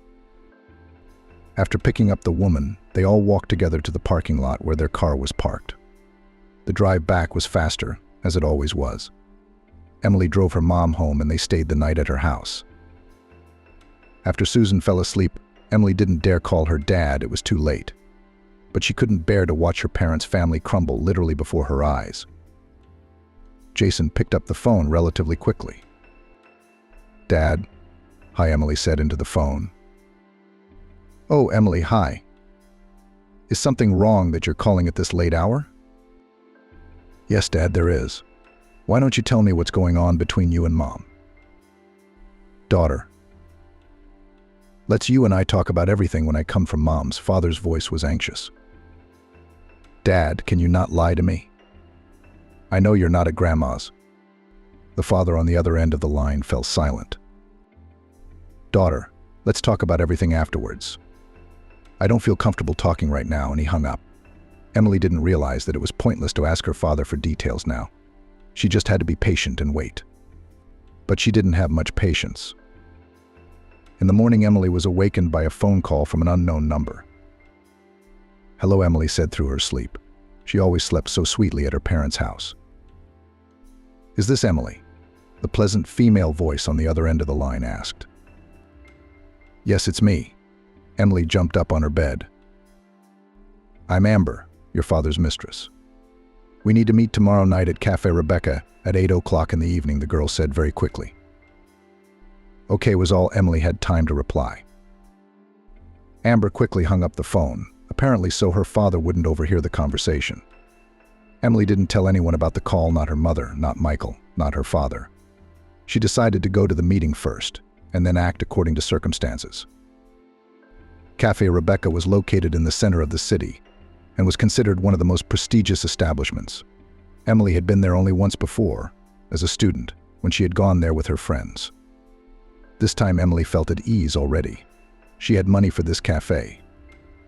Last time, when she was still a student, going to this place took half of her scholarship. Once inside, she searched her eyes for this Amber.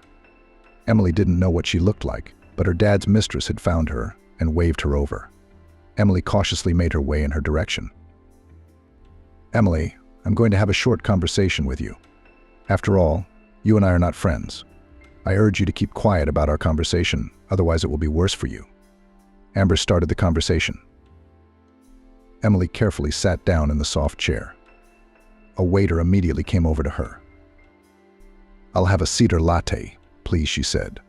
One thing Emily remembered from her college days was that Rebecca's made very good coffee. The waiter nodded and walked toward the kitchen. "I have a favor to ask of you," Amber continued. "Get off my Michael, and I'll get off your father's back." Emily didn't understand anything. "What are you talking about? And what right do you have to tell me to leave Michael?" The girl was indignant. "I have every right," Amber shouted. "You're the reason Michael left me. He met you and left me." "What the hell are you talking about, Amber?" Emily still couldn't understand what kind of nonsense this girl sitting across from her was talking about. "Before Michael met you, he and I dated.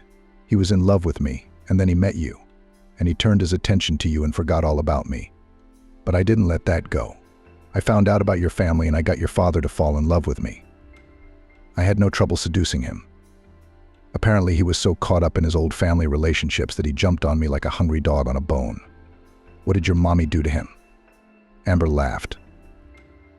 Don't you dare say that about my mommy, Emily exclaimed.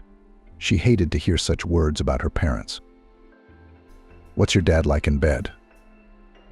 Amber continued to play.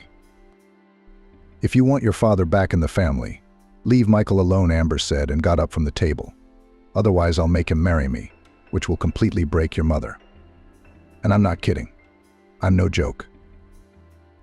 After saying that, Amber walked out of the cafe. Emily was shocked. The waiter had long ago brought her the cedar latte she had ordered, but she couldn't bring herself to take even one sip of coffee. Finally, she took that sip. The coffee warmed her up so much. And she began to think about what she should do next, whether she should tell Michael or her father or her mother, or leave Michael for the sake of bringing her father back into the family. Would her parents be able to maintain a good relationship after all this? Emily was at a crossroads. She then decided to just talk to her father about what was going on between him and her mother. The next morning, after canceling an appointment at work, Emily arrived at her father's workplace. Emily, what are you doing here so early in the morning? Why aren't you at work? Her father asked indignantly. He was uncomfortable that the whole mistress thing might come out. Dad, I came here so you could tell me everything. I don't recognize Mom. She's completely exhausted. Tell me, who is this woman? Emily went straight to talking about the mistress. She's a flight attendant, Jason replied nervously. But it's clear to me now, Emily said out loud, thinking she was speaking to herself. What has become clear to you, Emily? I don't get it. Her father was perplexed. Nothing. Dad, how serious is your relationship with this Amber? Oh, you already know her name. Good for you, Jason said ironically. Stop being ironic, Dad. Our family is crumbling before our eyes. How serious is your relationship with this woman? Honestly, daughter, I had a crush on her, but I didn't think it would go this far. Admittedly, the initiative came from her. But of course she wouldn't have missed out on a man like you, wealthy, successful, athletic and handsome. Dad, don't start talking about Mom. Have you seen the state she's in? Or are you only interested in your job and this Amber? Emily was ready to explode, but held back as best she could. I'm not ready to leave the family yet, her father admitted. You know I have a lot in common with Susan. I can't leave it all behind like that. But I can't leave Amber either. This is when Emily couldn't take it anymore. Daddy, don't you realize she's just using you? The girl screamed. Emily, calm down. Her father tried to calm her down, but to no avail. Emily burst into hysterics and ran out of the study, slamming the door loudly. She didn't get to have a frank conversation with her father. Jason was alone. He paced back and forth in his large office with his hands behind his back. He realized that this affair had gone too far, and it wouldn't be easy for him to get out of it. But what should he do? Leave Susan and go to Amber, the woman who'd made him young again? Or live out his life with his wife? He didn't know the answers to those questions, but he realized that his relationship with his daughter Emily had soured. Emily ran out of her father's office, ran to her car in the parking lot, and tried to calm down in the car. She didn't manage to calm down right away. When she was able to drive, the girl decided to go to her mother's house and talk to her. Today was Susan's day off. She was a little surprised at her daughter's sudden appearance. Emily, why aren't you at work? Asked a confused Susan, who hadn't slept well the previous night. And what's wrong with your eyes? Have you been crying? Emily went straight to the kitchen. Susan, without further ado, put the kettle on. Mom, I saw her, Emily pronounced. Her who? Well, Dad's mistress.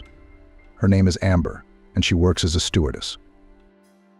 Susan was wary of the word mistress, but where had Emily been able to see her? She called me on her own. Emily began to tell her story, and got upset again, reliving it all over again. Mom, the thing is, this Amber stole Dad on purpose for Michael. Daughter, are you okay? What are you talking about? Susan didn't realize if her daughter was delusional or telling the truth. Mom, I'm perfectly fine, she told me herself. If I want my father back in the family, I have to leave Michael. Allegedly, Michael dumped her and left her for me. I don't get it. Susan shook her head, trying to put what she had heard in order. Amber doesn't like Jason at all. That's what I'm telling you right now. She'd gotten involved with him to get back at me. And Jason fell for it. But she's beautiful, young, well-groomed, and she's got a lot of nerve. She told me that I had to leave Michael, and then Jason would come back to you. Susan was silent. She finally got the full meaning of what she had said. I have a counter question. Do you think I'd want your father after all this? And how disgusting. Jason falling for some young girl, betraying me, betraying the kids. Emily, do you have to move on with Michael? You have to make your own destiny. And if you love Michael, then by no means sell your love. Don't leave him for this Amber. If Michael is with you now, then he loves you. Emily, hearing these words from Susan's mom, walked over to her and hugged her tightly. Mommy, but I feel so sorry for you. Can you survive such a betrayal? I can. For your sake, Anthony, I can do anything and survive it, Susan replied. The women were unable to continue the conversation further, as Emily's younger brother Anthony came in from practice. He was still a high school student, finishing 11th grade this year and preparing to go to university. Hi, little brother, Emily said the phrase in a deliberately cheerful voice. Anthony doesn't need to know anything. Hey sis, why aren't you at work? I'm working the second shift today. I just stopped by to see you and Mom. Emily and her mom decided to talk next time. Emily went to work. Michael. She decided not to say anything yet, but she wasn't planning on leaving him either. Amber called Emily 2 days later, though. So, Emily, are you going to leave Michael alone? Mistress, she's never been treated with ceremony. Remember, I will never leave Michael alone. And you stay away from my father after all. I won't. I'm going to make Jason leave your mother, and I'm going to leave her with nothing. You little bitch, Emily almost shouted into the phone.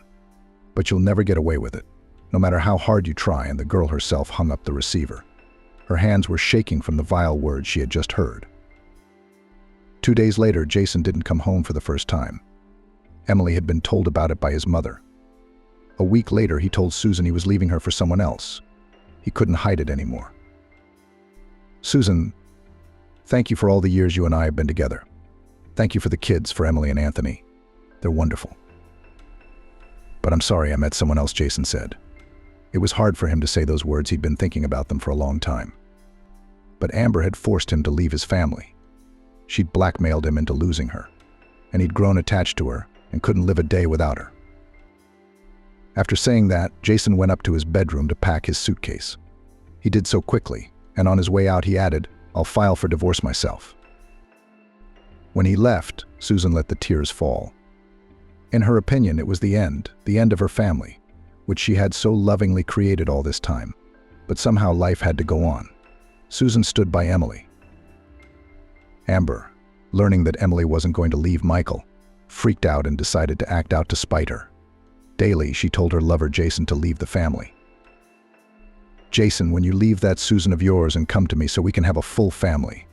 I'm going to have a baby for you, Amber told Jason. His mistress took him in her affection, and Jason gave in, plucked up his courage and told Susan the truth. And Amber rejoiced. After Jason came to her for good, she'd pictured Emily.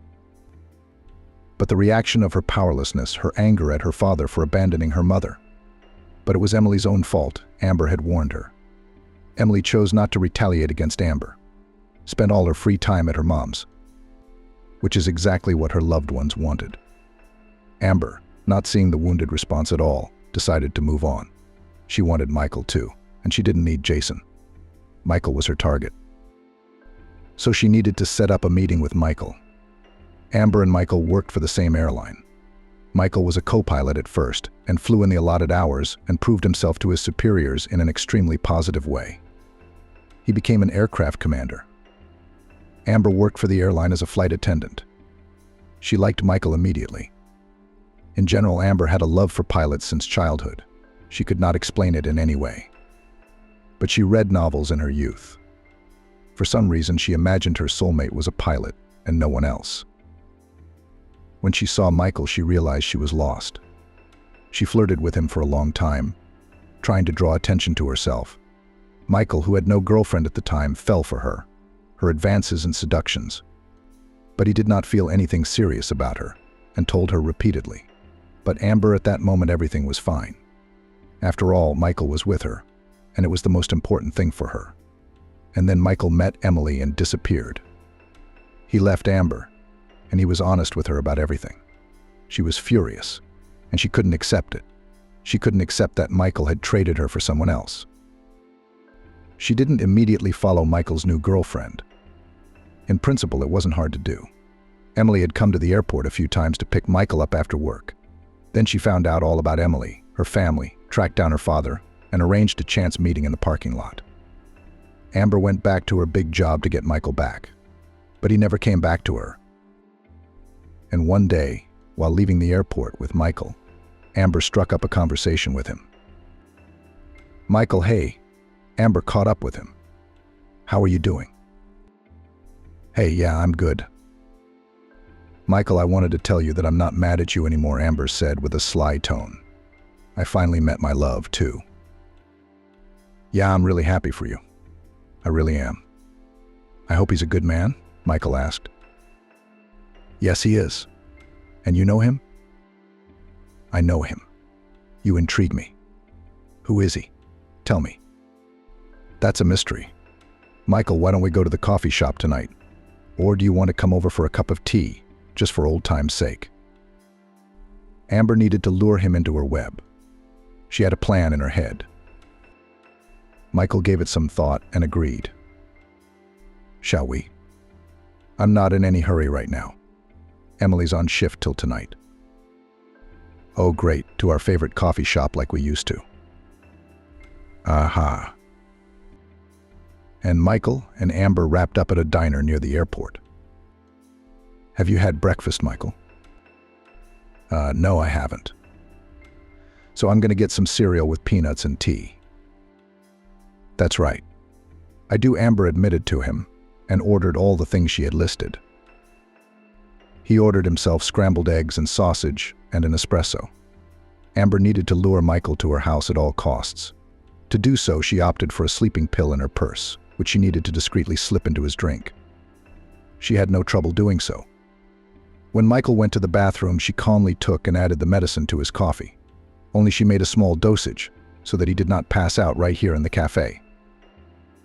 Unsuspecting, Michael calmly ate his scrambled eggs, began to drink. After taking a couple of sips, he felt weak and drowsy. "I guess I'm so tired from the flight today that I'm really sleepy," Michael said, closing his eyes as he walked. Amber realized that now was the time to take action. "Michael, why don't we go to my place? You can take a nap at my place, because it's a long drive home." He couldn't resist, so he agreed. Happy Amber took him under her arm and quickly led him to her car. As they drove, Michael fell asleep. She had to work hard to wake him up when they arrived and could barely get him up to her. When she got Michael into her apartment, Amber took him into the bedroom, took off his shirt, and covered him with a blanket. Then she undressed herself and lay down next to him. Amber did all of this so that she could take pictures of them lying in bed together and doing well. Those pictures were safely taken. There was no Photoshop needed. Everything looked so realistic that even a simpleton would believe it. After that, Amber got out of bed, changed into her house clothes, and lay down on the couch. Jason was on a business trip. There was no need to fear that he would suddenly come home. Michael woke up 4 hours later. He couldn't realize anything at first. "Where am I?" he whirled his head around, trying to figure it out. "Honey, I've got you," Amber said affectionately as she ran in at the sound of his voice. "You and I had such a good time." Michael couldn't understand a thing. "What time?" My head hurt like I'd been drinking nonstop for a week. I thought we were at a coffee shop. How did I get here? "You invited me to your place. So I went. I love you." Amber hugged him. Michael pulled her arms off his shoulders. "Don't, Amber. I don't believe there could be anything between us." "You don't believe it, but look." The girl showed him the pictures she had taken. "You set this whole thing up on purpose. You lured me to the cafe to slip me something." Michael couldn't believe the veracity of the pictures Amber was showing him. "Michael, it was your initiative, and I just went along with it," Amber replied. "Don't you ever send those pictures." "Ashley, do you understand me?" "Do you? Are you threatening me?" "No, not yet. I'm just warning you." Michael barely got out of bed and walked out of the apartment. Amber was rubbing her hands together because she'd done it. Michael went first to the airport to pick up his car because he'd left work in a hired car. Then he was in a hurry to get back before Ashley got home from work. He broke all the rules, but he made it to the apartment where they'd been living together for months. He got there a half hour before she got back, changed quickly, and showered. All those half hours he wondered if he had something with Amber or if she'd cheated on him. "Hi," Ashley greeted cheerfully when he got home from work. "Hi, Ashley." Michael came out to greet her, gave her a kiss and a hug. "I missed you so much." "I missed you too. How's your mom?" Michael suddenly asked her. "Not good," Ashley said sadly. "She can't get over it, and I don't know what to do." "Ash, it's going to take time. Unfortunately, nothing else will help. I'm sure Susan will come through this ordeal with flying colors. We just have to wait a little longer." "I certainly hope so," Ashley replied. "She's spending a lot of time with Anthony. He's finishing 11th grade and getting ready for college. Her father hasn't called or written since he met Amber, and it's like he's lost his mind. As they say, a gray hair in his beard, a black eye in his rib." "What are your plans for tonight, my love?" Ashley asked playfully.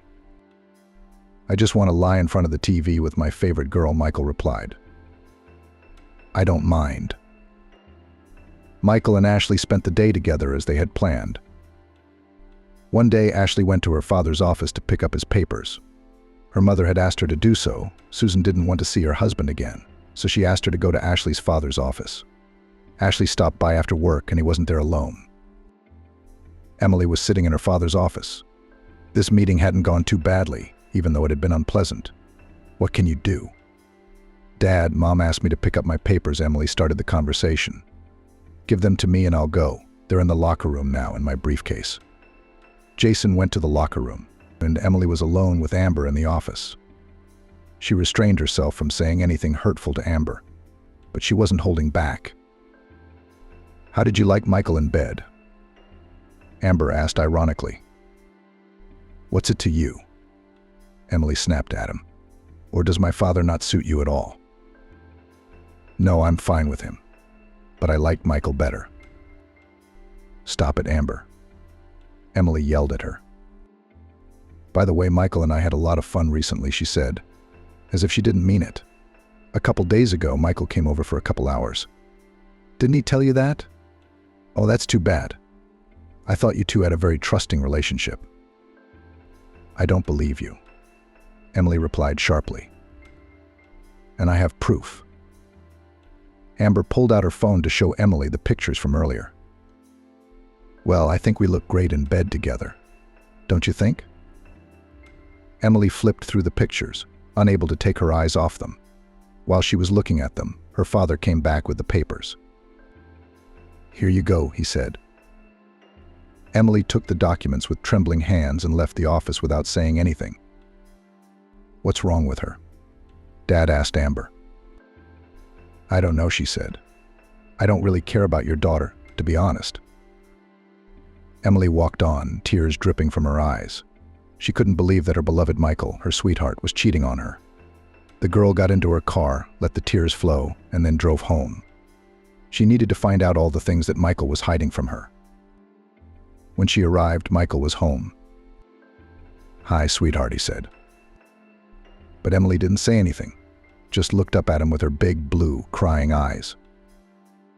"Is something wrong?" "Something with Mom?" Michael asked her. "No, Mom's fine. But our relationship is over," Emily replied. "What are you talking about?" "Anne, I don't know what you're talking about." "I'm saying you can go back to your Amber. You and I are no longer on the same path. How could you go out with me and get in bed with her?" After saying that, Michael realized what he was talking about. Amber showed her the pictures she'd taken when he'd suddenly fallen asleep. "I'll explain everything to you right now," he tried to justify himself. "I don't want to hear any of your explanations. I've got it all figured out," Emily said harshly, though it hurt her to say such words to the man she loved. "Now please take your things and go live at your place." Michael realized that Emily was very upset with him. He himself would have been offended too, so without further ado he gathered the necessary things and left the apartment.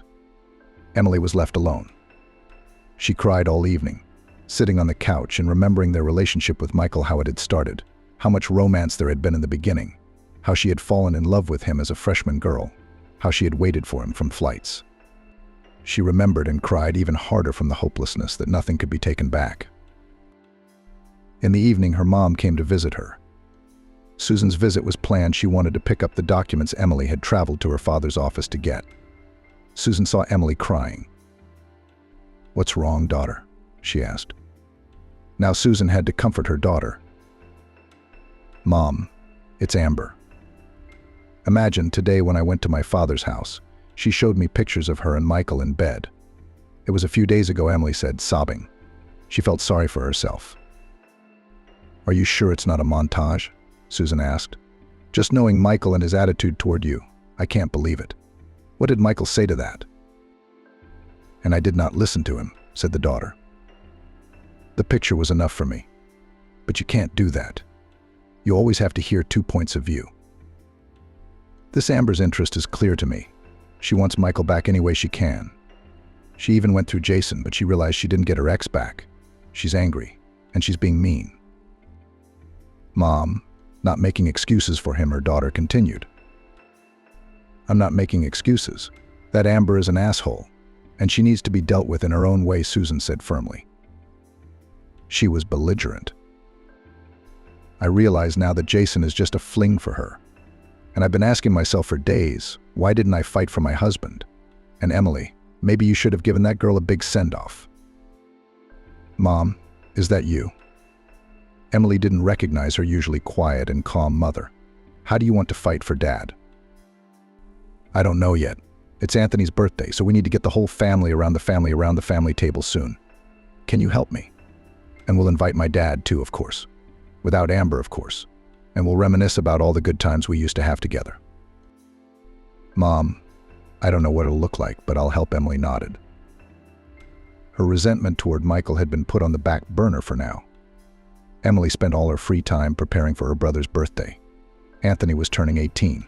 He decided to celebrate his holiday twice, with friends in a cafe and with relatives at home. A couple days before the party, Anthony called his father. "Dad, hi. I hope you didn't forget. It's my birthday." "No, of course not, son. How could I forget?" Jason replied sincerely. He had a wonderful relationship with his son. He didn't want to lose that relationship to a new love. "Dad, we're going out with the family. I'll see you at home on June 25th. Will you come?" Jason paused for a moment, which made Anthony want to get upset, and then he said, "I will, Anthony, thank you. I just hope you'll come without her. You know, Mom, Emily, the in-laws, no one will be happy to see her." I'm not such a fool, his son realized. And Jason did keep his word and came to the party on time and without his Amber. Susan met her husband as if there had never been any marital discord in their relationship. She was affectionate, friendly with him. It was a family celebration that everyone enjoyed, and the birthday boy himself was happy, and a full family, and gifts that made him relatives. After the feast was nearing completion, Anthony with a glass suddenly rose from the table. "My relatives, I want to say a big thank you to all of you. Thank you for what I have. To you, Dad, I say a special thank you for coming, and we are together with you now as before." Anthony's words touched both his father, mother, and Emily deeply. Even tears rolled out of their eyes and fell into the glasses with sparkling wine. "Emily, where is Michael?" the father asked his daughter. He didn't know they were in a fight and Michael was on a flight. She had lied to him. She didn't feel like telling her father the whole story right now at the party. The family and friends slowly began to disperse. But Jason, after drinking a little wine with Susan's brother, didn't want to leave. "Dad, why don't you stay home tonight?" suggested Emily, who wanted to annoy Amber. Dad didn't refuse the offer. He was glad he did, because he would have been too embarrassed to ask to stay over. He and Vitaly sat outside that night. Jason went to his and Susan's bedroom, as was his habit, and only when he lay down did he realize that he had done something wrong. But Susan didn't kick him out, but decided to use her mistress's methods. As soon as Jason fell asleep, Susan took a picture of them together. All night Jason's phone was ringing off the hook with missed calls, but Susan turned down the sound on her phone and fell asleep peacefully. She was furious that Jason wasn't answering her. She knew exactly where her lover had gone and was very worried about missing Michael. She couldn't let Jason go now, or she'd be left with nothing. And she didn't want that. She called all night, then all morning. Jason woke up around 0800 and grabbed his phone and saw about 30 missed calls from Amber. He immediately called her back. "So where were you all night?" "My son's birthday party ran late," Jason said. Amber answered with a look of displeasure. "I fell asleep on the couch in the living room," Jason lied. "I'll come over and explain everything." Jason hadn't even had breakfast, leaving his former home. Susan had sent the pictures from the night before to Amber through Emily right after her husband left. Amber got those pictures and was just furious. As soon as Jason walked in, she gave him a huge scandal. He didn't confront her. He had a headache. He drank a cup of coffee with a hangover and drove to work. He didn't have the energy for a fight. He wasn't sure if he wanted to spend the rest of his life with Amber. Meanwhile, Emily's mom insisted that Emily have a serious talk with Michael. "You're the master of your own destiny," Susan told Emily. "And if you want to live the rest of your life with him, talk to him. Tell him the truth about Amber. Tell him that she is now your father." Michael, on the other hand, is still in the dark about who Jason and the mistress are. "We need to untangle this snake pit. And who's going to do it if not you and me?" Over breakfast, they began to spend many a night at my parents' house. "Michael calls you," Susan said. "Yes, every day. But I don't answer the phone. I think he betrayed me." "What if Amber set this whole thing up on purpose to break you two up? You have to meet him." Emily thought about her mom's suggestion for a long time. On the one hand, she really wanted to meet Michael. She missed him so much. But on the other hand, she immediately remembered those nasty pictures, and she didn't want anything else. But the meeting presented itself. Michael was waiting for Emily at her work. "We need to talk to you right away," he said. "This can't go on much longer. I have to explain everything to you." Without speaking, he took Emily's hand and led her to his car. She didn't resist. In her subconscious, she was looking forward to this meeting. "I owe you an explanation about these pictures," Michael began. "Yes, they were taken at her house. But I honestly don't remember when. One thing I do remember is that Amber and I were leaving work after a hard shift. She invited me to a coffee shop near work. Since you were working through the evening, I agreed to sit for an hour and have breakfast. And after I drank the tea, it was all a blur. I don't remember how I got into her car. I don't remember how I ended up in bed at her place. You may not believe me, but I remember everything very, very vaguely. It was like something had been put in my drink." "I believe you," Emily replied. "I believe that she's capable of it, because she's been trying to break us up for so long. And your biggest mistake right now is that you didn't tell her that Amber is your ex-girlfriend, and she wants you back so badly." Michael, hearing those words, turned sharply toward Emily. "How do you know that?" "Amber told me. You know that Amber and Daddy's mistress are the same person." He couldn't hide his surprise. "But how? So your dad is dating my ex-girlfriend?" "Yeah, that's right. But that's not all, Michael. Your ex-girlfriend Amber specifically started dating my dad Jason to get back at me. I went out with her, and she told me in no uncertain terms to dump you so she'd leave my dad alone. But I didn't, as you can see, because I love you. And that really pissed her off. So she decided to set me up with pictures of you. But that doesn't mean that nothing happened between you two." "I mean, it doesn't," Emily said. "Michael, I swear to you that nothing happened between me and Amber. At least not while I was in my memory." "Yes, I do," Emily said affectionately. But why didn't you tell me earlier that you knew all about Amber? I didn't want to involve you in the family squabbles, she said. Does your father know about Amber? Did she go out with him on purpose? No, no one's told him that yet. I want to tell him, but I just need him to hear it from Amber. He might not believe me. Then we'll build on that, Michael suggested. Let's get Amber out in the open. How do we do that? Emily asked again. You need to meet with her again, but record the entire conversation. I'll call her now and make an appointment, Michael suggested. Emily nodded. There was one number in her phone book. She found it, called it. It rang. Hello, Amber answered. Amber, this is Emily, Michael's current girlfriend. Remember when we met you at the coffee shop? Yeah, of course I remember. I'm going to be your stepmom soon. Amber said into the phone.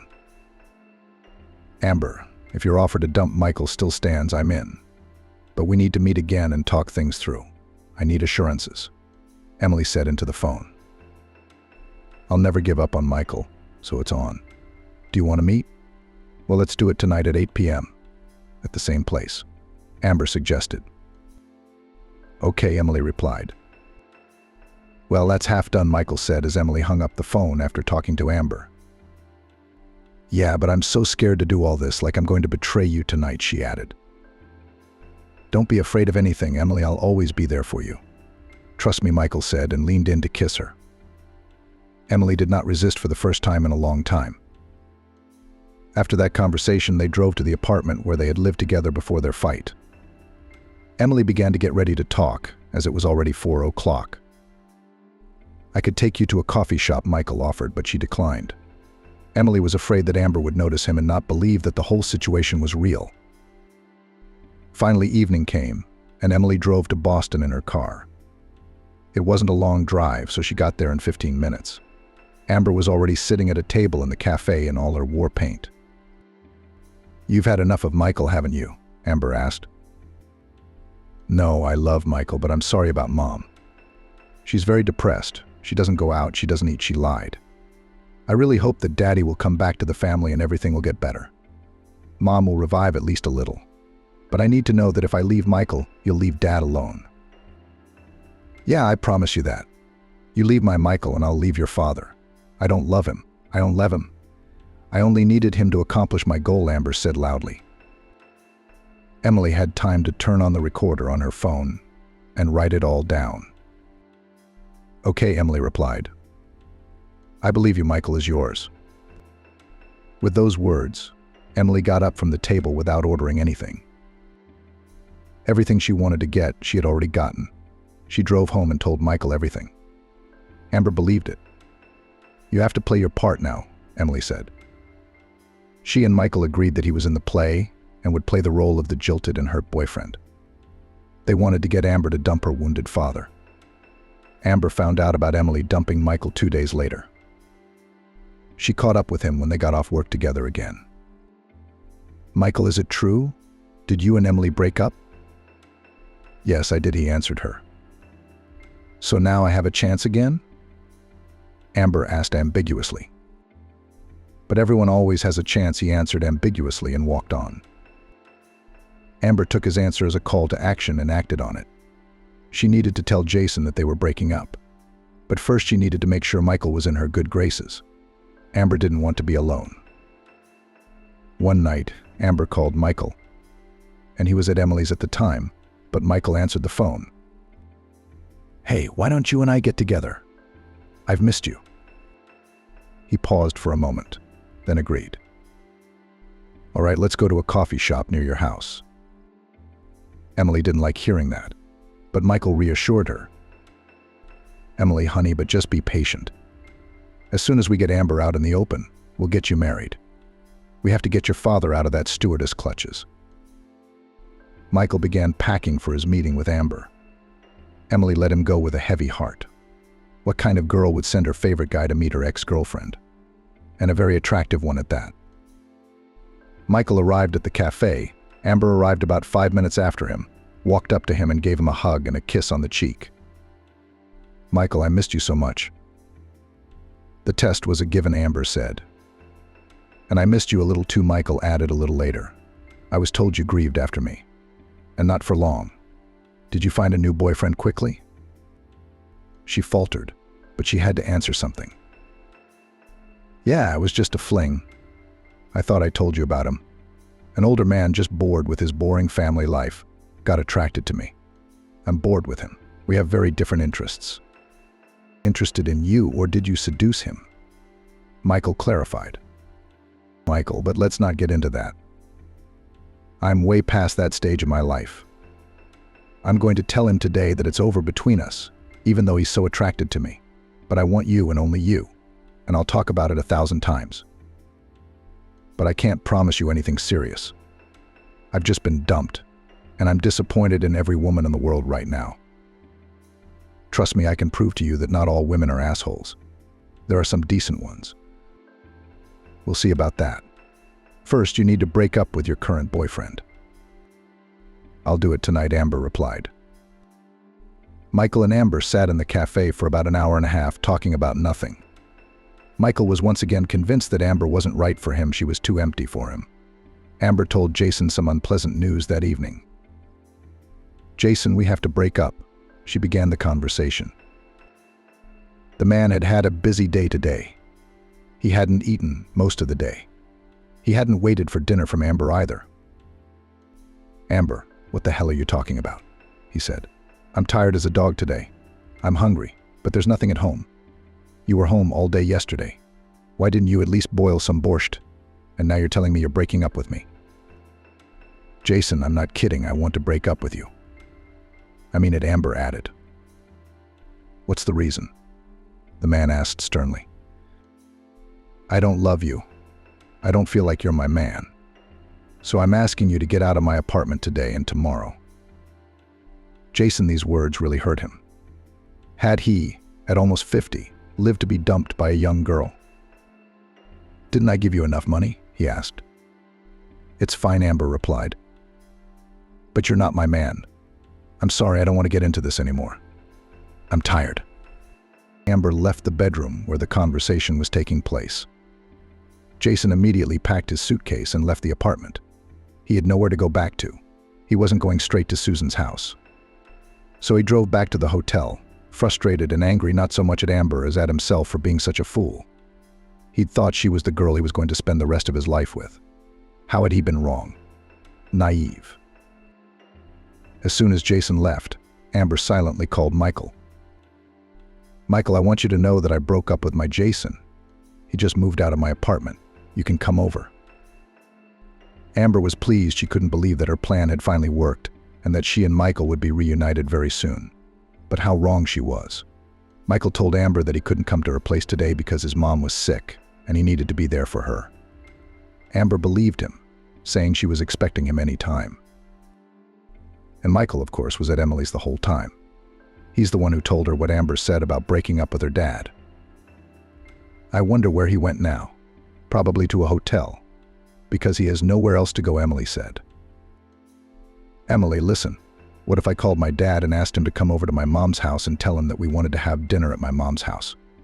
What do you think? Michael suggested. That's not a bad idea. Call him. Michael agreed, and Emily immediately dialed her father. Dad, hey, what are you doing right now? Do you have time right now? Why don't you come over to Mom's? We're planning on going over there too. We're going to sit around and drink tea from the samovar. Emily, would it be okay for me to go to her house uninvited? I was mean to her, leaving her, Jason said. Dad, but Anthony and I are calling you, and I think she'll understand that we wanted to talk to Dad. All right, I'll be there in an hour, Jason replied. He had nothing to do at the hotel, so he agreed to spend time with the kids. Emily had time to tell her mother, and she and Michael went to Susan's house. Jason didn't lie, he came. It was awkward for him, but he managed with his agility, and they all sat down to drink tea from the samovar and play bingo.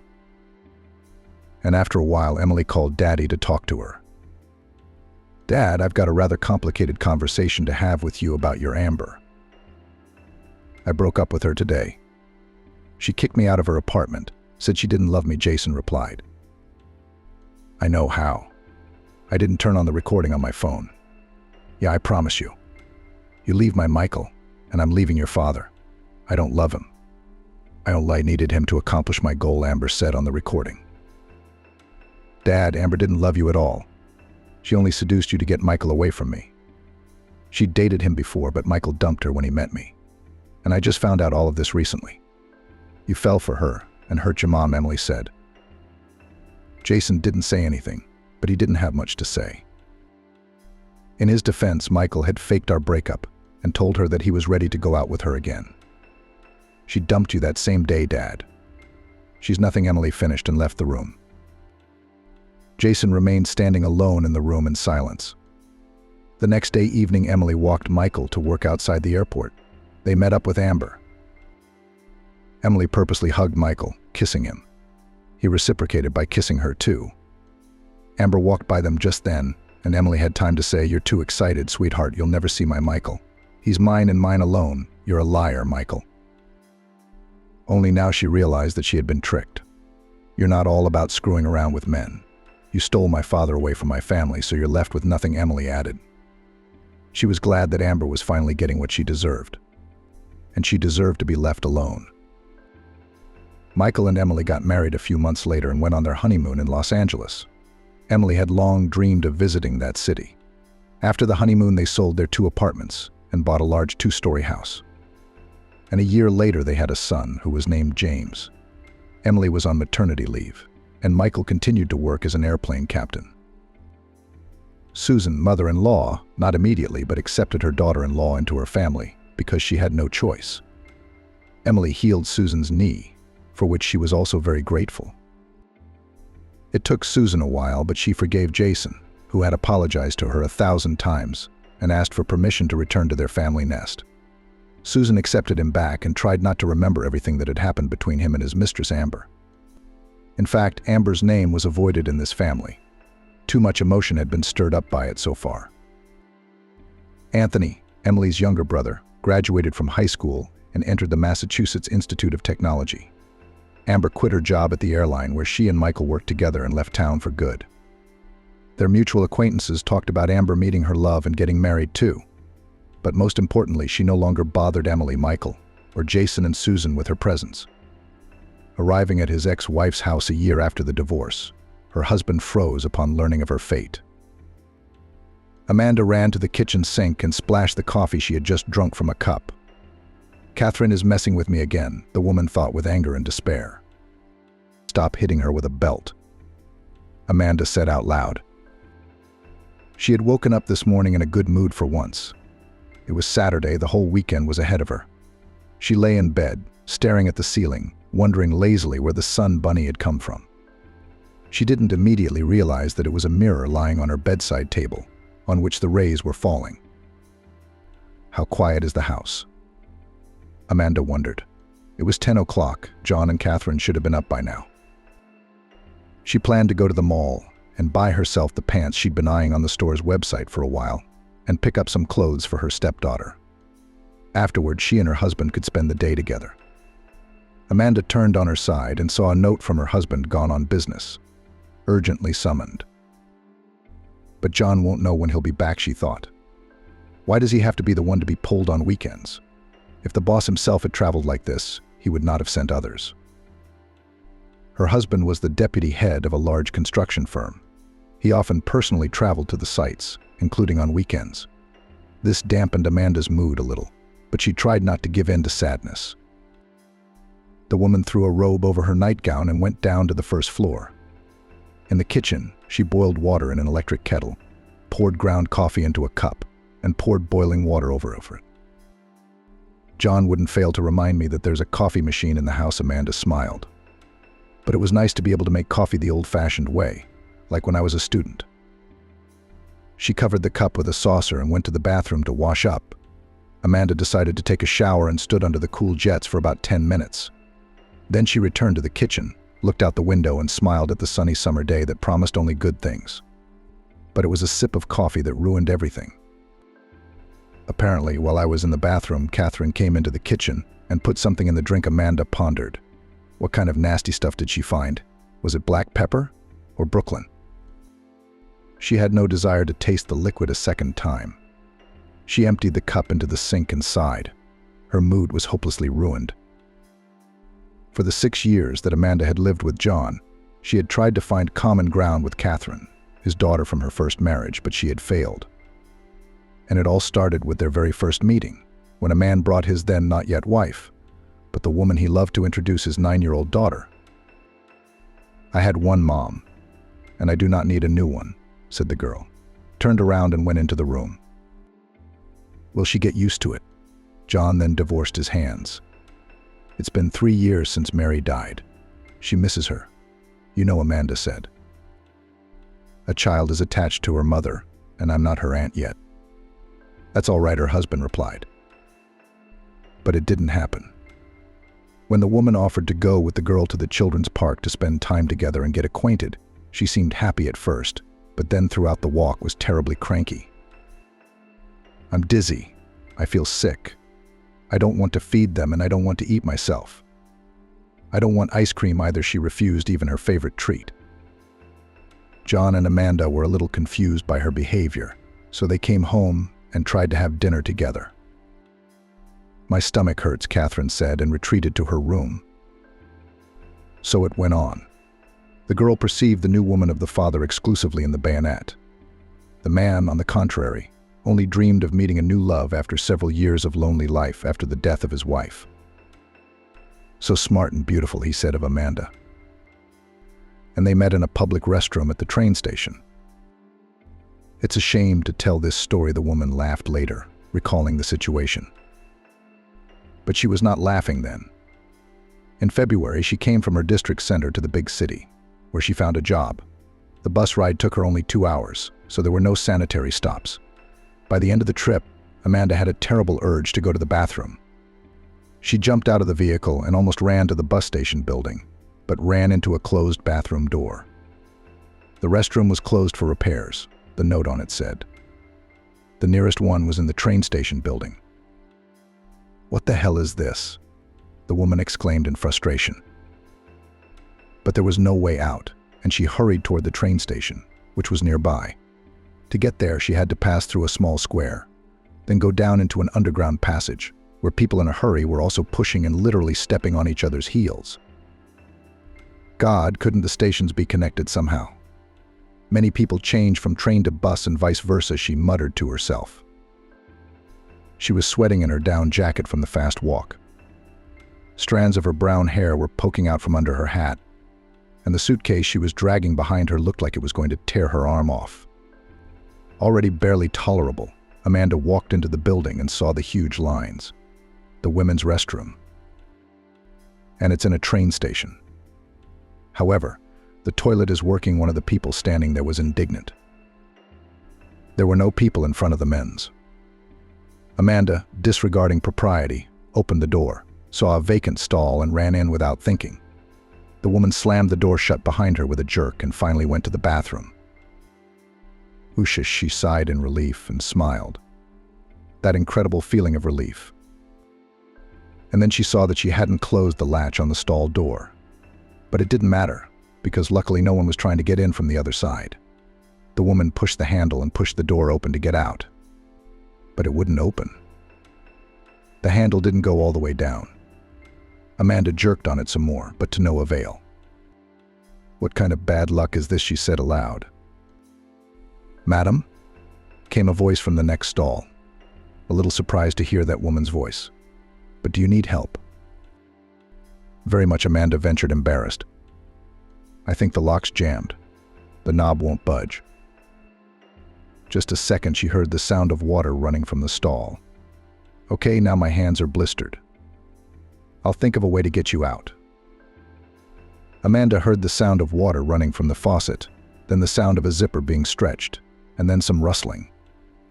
"Found it," the man said cheerfully. He started picking something in the lock, and after a minute he swung the door open. "And here I am, saving the princess imprisoned in the tower," he joked, holding a screwdriver. "Yeah," Amanda smiled.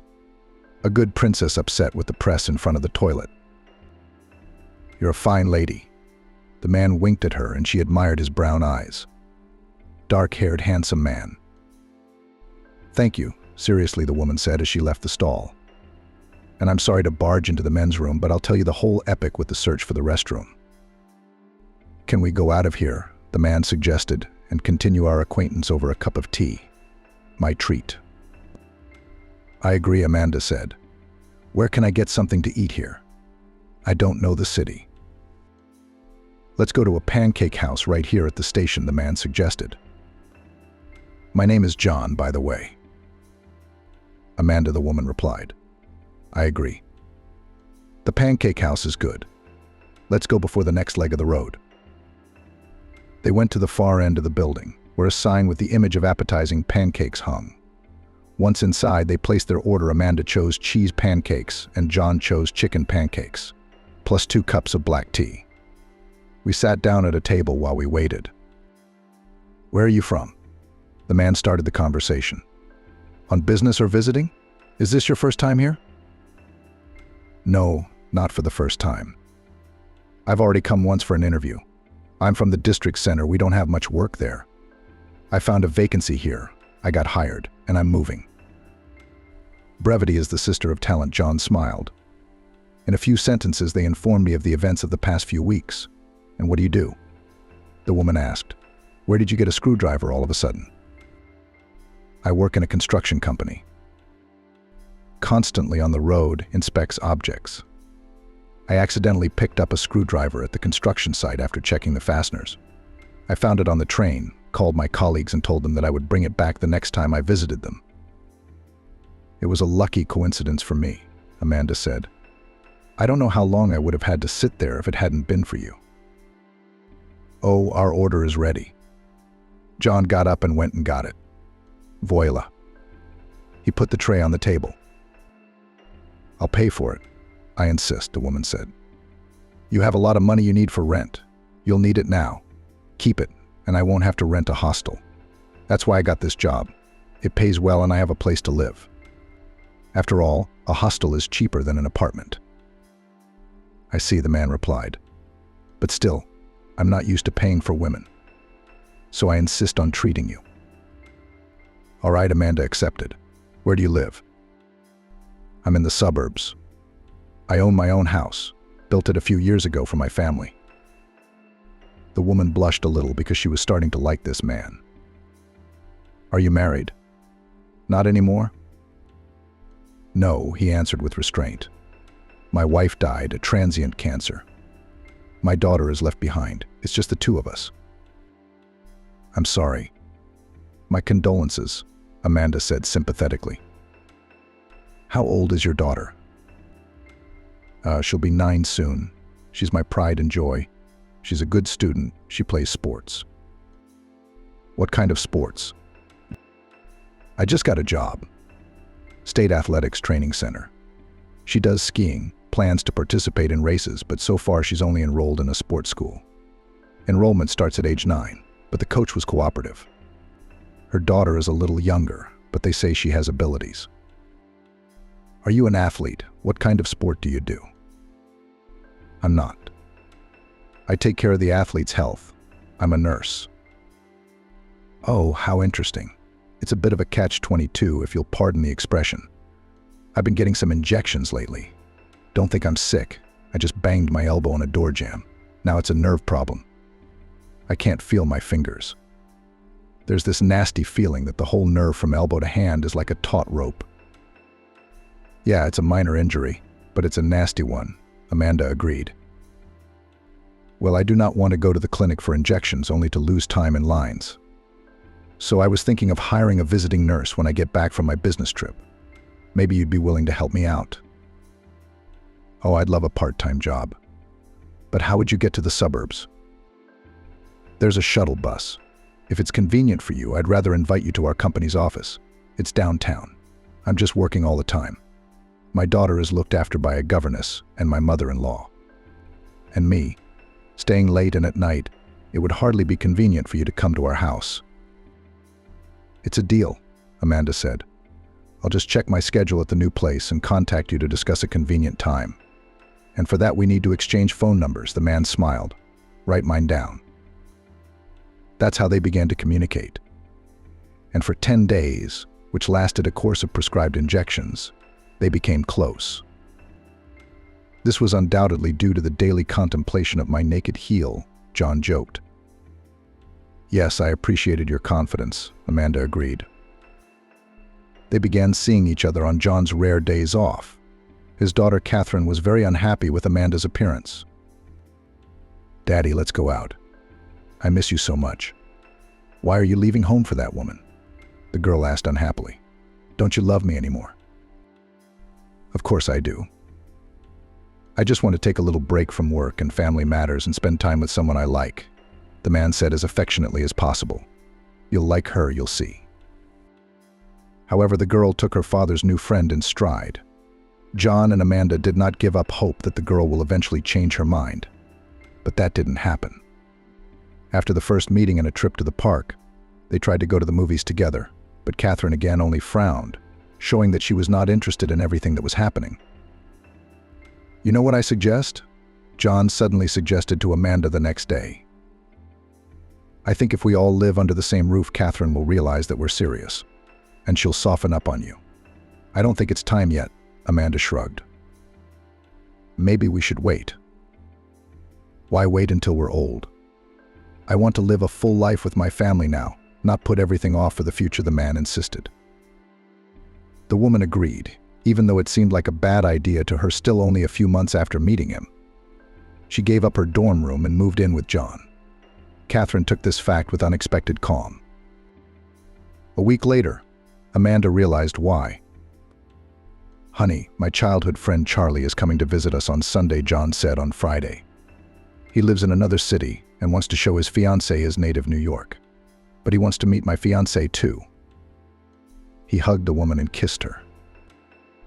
And I'm already in bride status, Amanda smiled as she returned the kiss and also hugged the man.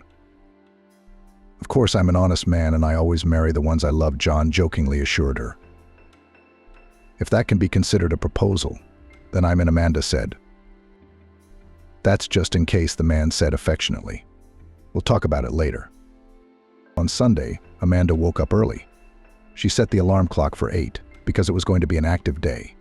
She had to feed the guests breakfast after the road, then walk around the city, show the sights to Charlie's fiancée, and in the evening have dinner at a restaurant. Amanda really wanted to make a good impression on the people close to John. Now we'll have a quick coffee, she thought as she looked at the sleeping John.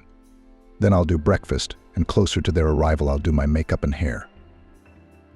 With those thoughts, she stood up and reached for her glasses, which were on the nightstand. The woman had poor eyesight, so she wore contact lenses for work and other occasions when she left the house. At home, she wore glasses.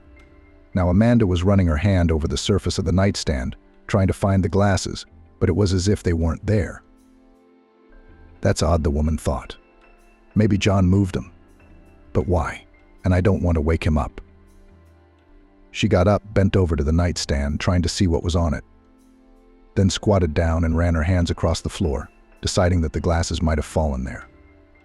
Amanda then looked for them everywhere on the nightstand at John's side, on the dressing table where her makeup was, and on the windowsill. But the glasses were nowhere to be found. God, I threw away my contact lenses yesterday, remembered the woman. How am I going to get ready for the guests? John was supposed to buy the lenses. Later in the morning, he was going to meet the guests at the train station and could stop at the optician's on the way. For now, without lenses or glasses, Amanda was effectively paralyzed. She couldn't cook, she couldn't clean the house. The feeling of helplessness made her cry. What happened? John woke up. Upon hearing what had happened, he said he would go get the lenses right away. John, at 8 a.m. on a Sunday morning, where's the optician open? Amanda sighed. I'll find out which store opens first, the man said soothingly. In the meantime, you try to relax. Amanda went back to bed, since she couldn't do anything anyway. John picked up his phone, went online, looked for the nearest optician open from 9 o'clock, and started to get ready to go. Let's listen to some music, he said, handing Amanda a small player. It helps me on business trips when I get tired of looking at my phone on the train. Amanda put on the headphones, turned on the player, and closed her eyes. John was right, the tunes distracted her, and it didn't seem so bad that she wouldn't have time to do her hair as she'd planned. The most important thing for her was to feed her guests. I'll have to do without baking. I won't have time, she realized, and began to rethink the menu. Half an hour later, John returned. Amanda put on her lenses and finally went to wash her face and then to the kitchen. To her surprise, there on the windowsill were her glasses. "John, how did they get here?" she asked in amazement to the man who had entered next. "Did you leave them here?" He laughed. "You've ruined your own mood this morning. I'm sure I didn't put them here. Why would you? How would I have gotten to the bedroom without them?" "Well, maybe you're tired. Took them off, left them on." The man shrugged. But Amanda was sure she couldn't have done such a thing. She had a bad suspicion in her head that she decided not to voice for the time being. In a couple of hours, the guests were to arrive, and she didn't want to meet them with a scandal and without food, so she started cooking. The rest of the day went according to plan. John's friend and his fiancée arrived. Everyone liked each other and had a good time. Even Catherine, who had been taken for a walk around the city, seemed to be in a good mood. "Maybe I'm imagining things for myself," thought Amanda, observing the girl's behavior. But after a few more days, she became convinced of what she already suspected. The child began to constantly do small nasty things to her, then hide something, then in the yogurt spilled cereal, then throws shoes. Amanda just kept quietly tidying up. After one of the first incidents, she tried to inform John about his daughter's antics, but the response was not what she had hoped for. "John, do you really believe I would do such a thing?" For some reason, Amanda led the man into the living room where her underwear was strewn across the couch and chairs. "Why would Catherine do such a thing?" he said indignantly. "Because she doesn't like me. This isn't the first time she's done something like this. Remember the stories about the glasses? I don't know why you're snapping at her. It can all be explained by your forgetfulness."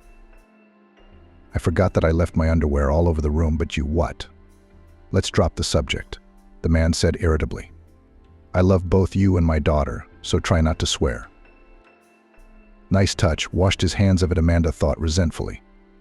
"Okay, I'm not going to take revenge on the child, I'll be patient." It went on like that for about a year, until the family moved into a new big house. John insisted. "I want to see a new family nest in a new place," he told Amanda. "I was living with a different family in the old house after all. It's time for us to start our own. You and I have been putting off getting married. But I think we should get married, and the house is officially in your name." "You're a little emotional when you talk about such important steps, aren't you?" The woman was a little surprised. "Perhaps I'm afraid to jinx my happiness," the man smiled. "It hurts when you enjoy life, and it is like envy to you as a footstool. Like my first wife died, Catherine had just grown up.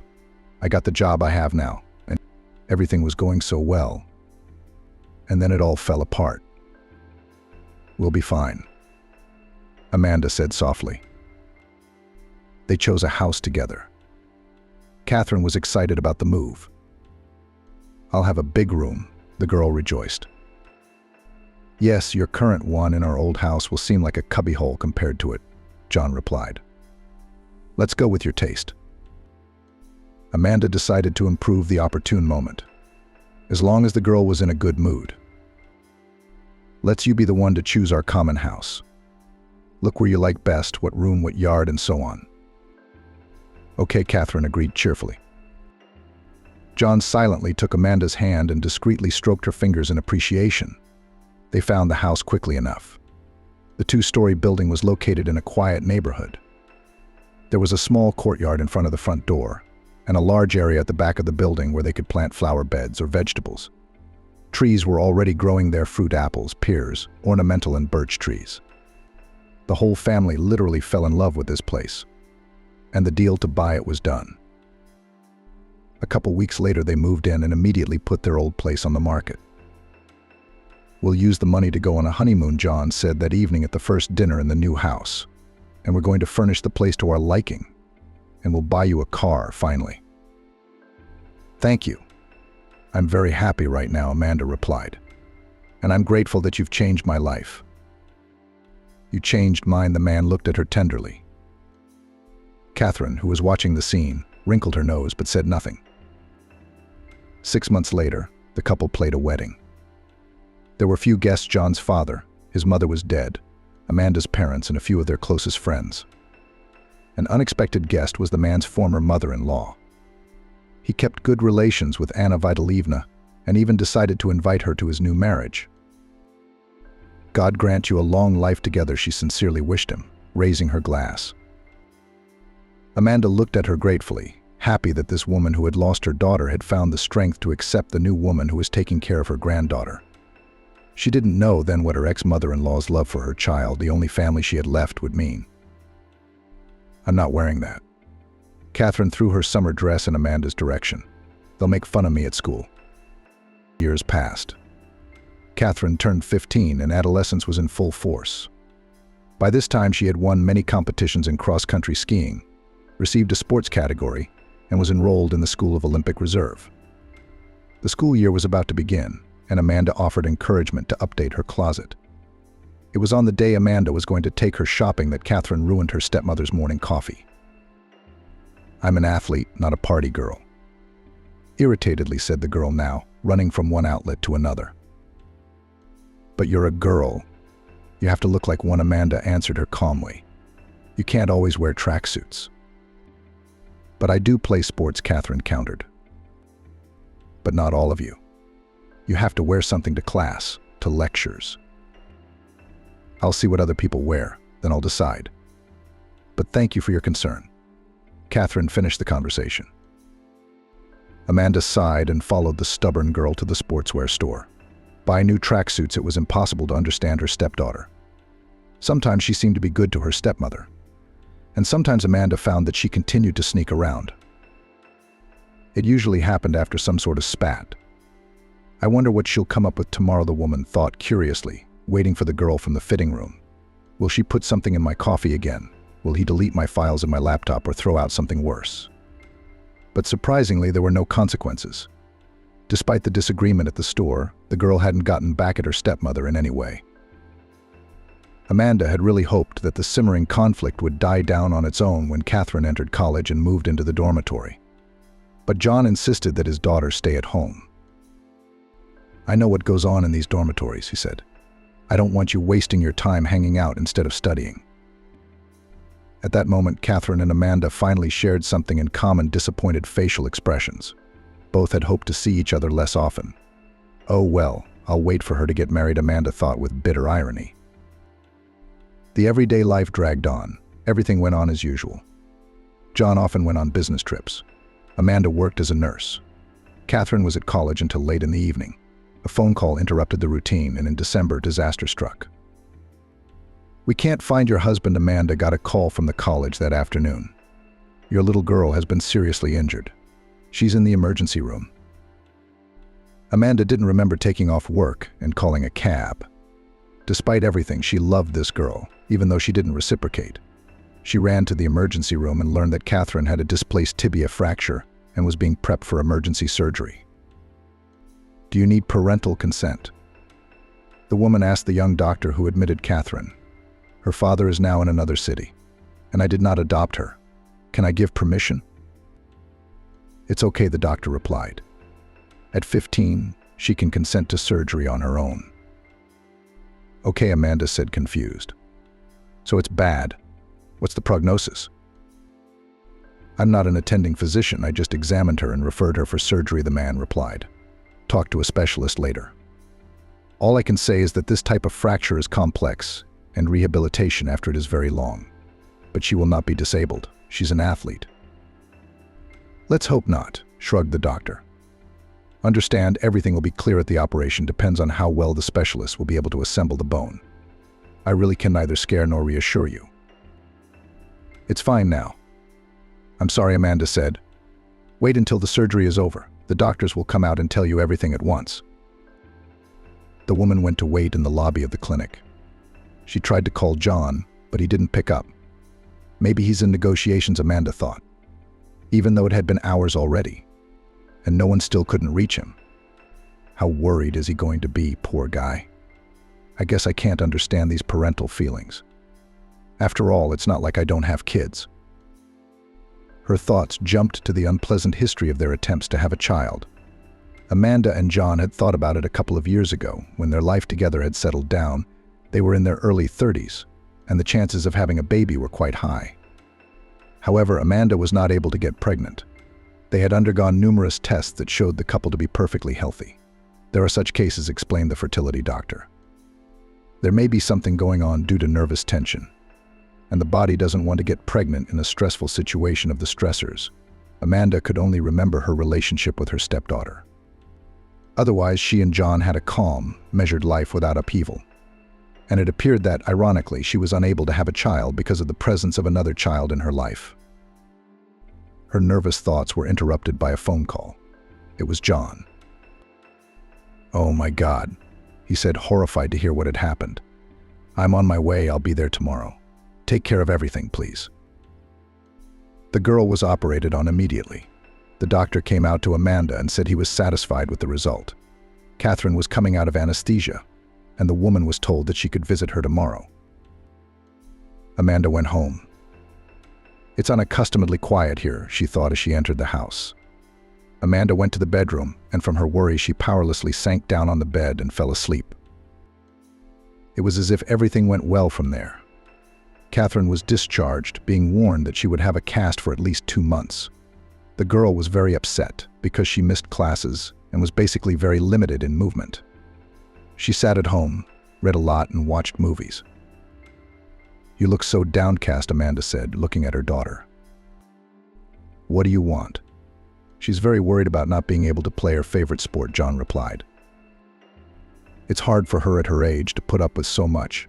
It's all about getting it right," John sighed. "I'm sure she'll catch up with her classmates." But Catherine was not so lucky. When it came to the point to remove the cast and begin the long rehabilitation process, it turned out that the bones are not properly healed, and there were symptoms of osteoporosis. The bone had become less dense and less strong, the doctor explained to John and Amanda. This can lead to new fractures, even from minor stresses. "What should we do?" John asked. His voice trembled. "Treat it.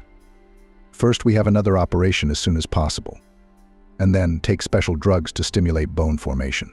The endocrinologist prescribes them." "That's good. Who do you recommend?" clarified the worried father.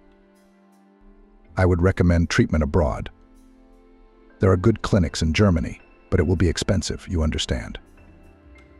"We'll find the money," John replied calmly. They drove home depressed in Amanda's car.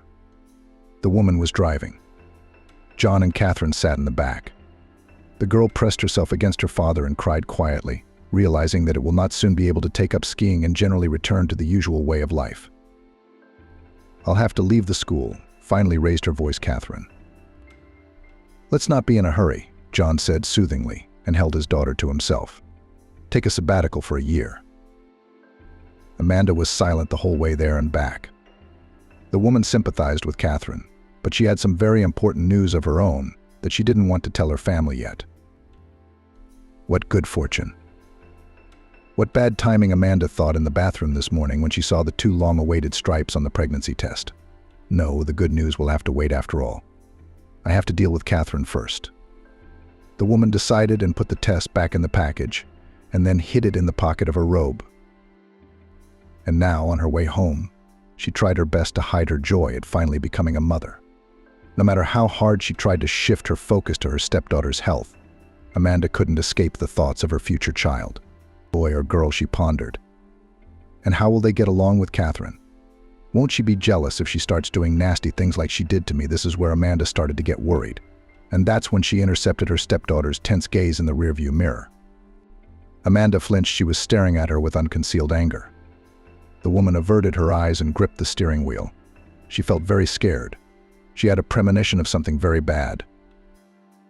"I found a suitable clinic for Catherine in Germany," John said a few days later. "Now I will collect the money. The amount, of course, astronomical, more than 1,000,000 rubles. And this is only for the operation. And also rehabilitation." "What's all this money for?" Amanda was horrified. "It includes not only surgery, but also tests, a consultation with an orthopedic traumatologist before the operation, and examination after the surgery. 3 days in the hospital, 6 days in a hotel. And transportation, pick up from the airport, take to the hospital, and then to the hotel. I see the woman sighed. At least afterward, when Catherine comes home, I'll be able to take care of her myself. I'm a nurse, so at least we'll save a little money. Why don't you want money from me? Catherine suddenly said rudely. There's plenty to spend it on. Amanda was taken aback. I just wanted to know what the money would be used for. So it's all inclusive, except for the food. That means there's money for that too. You're right, said John. I planned to borrow the whole amount from the director of my company and pay off part of her salary. John served the whole amount and made an appointment.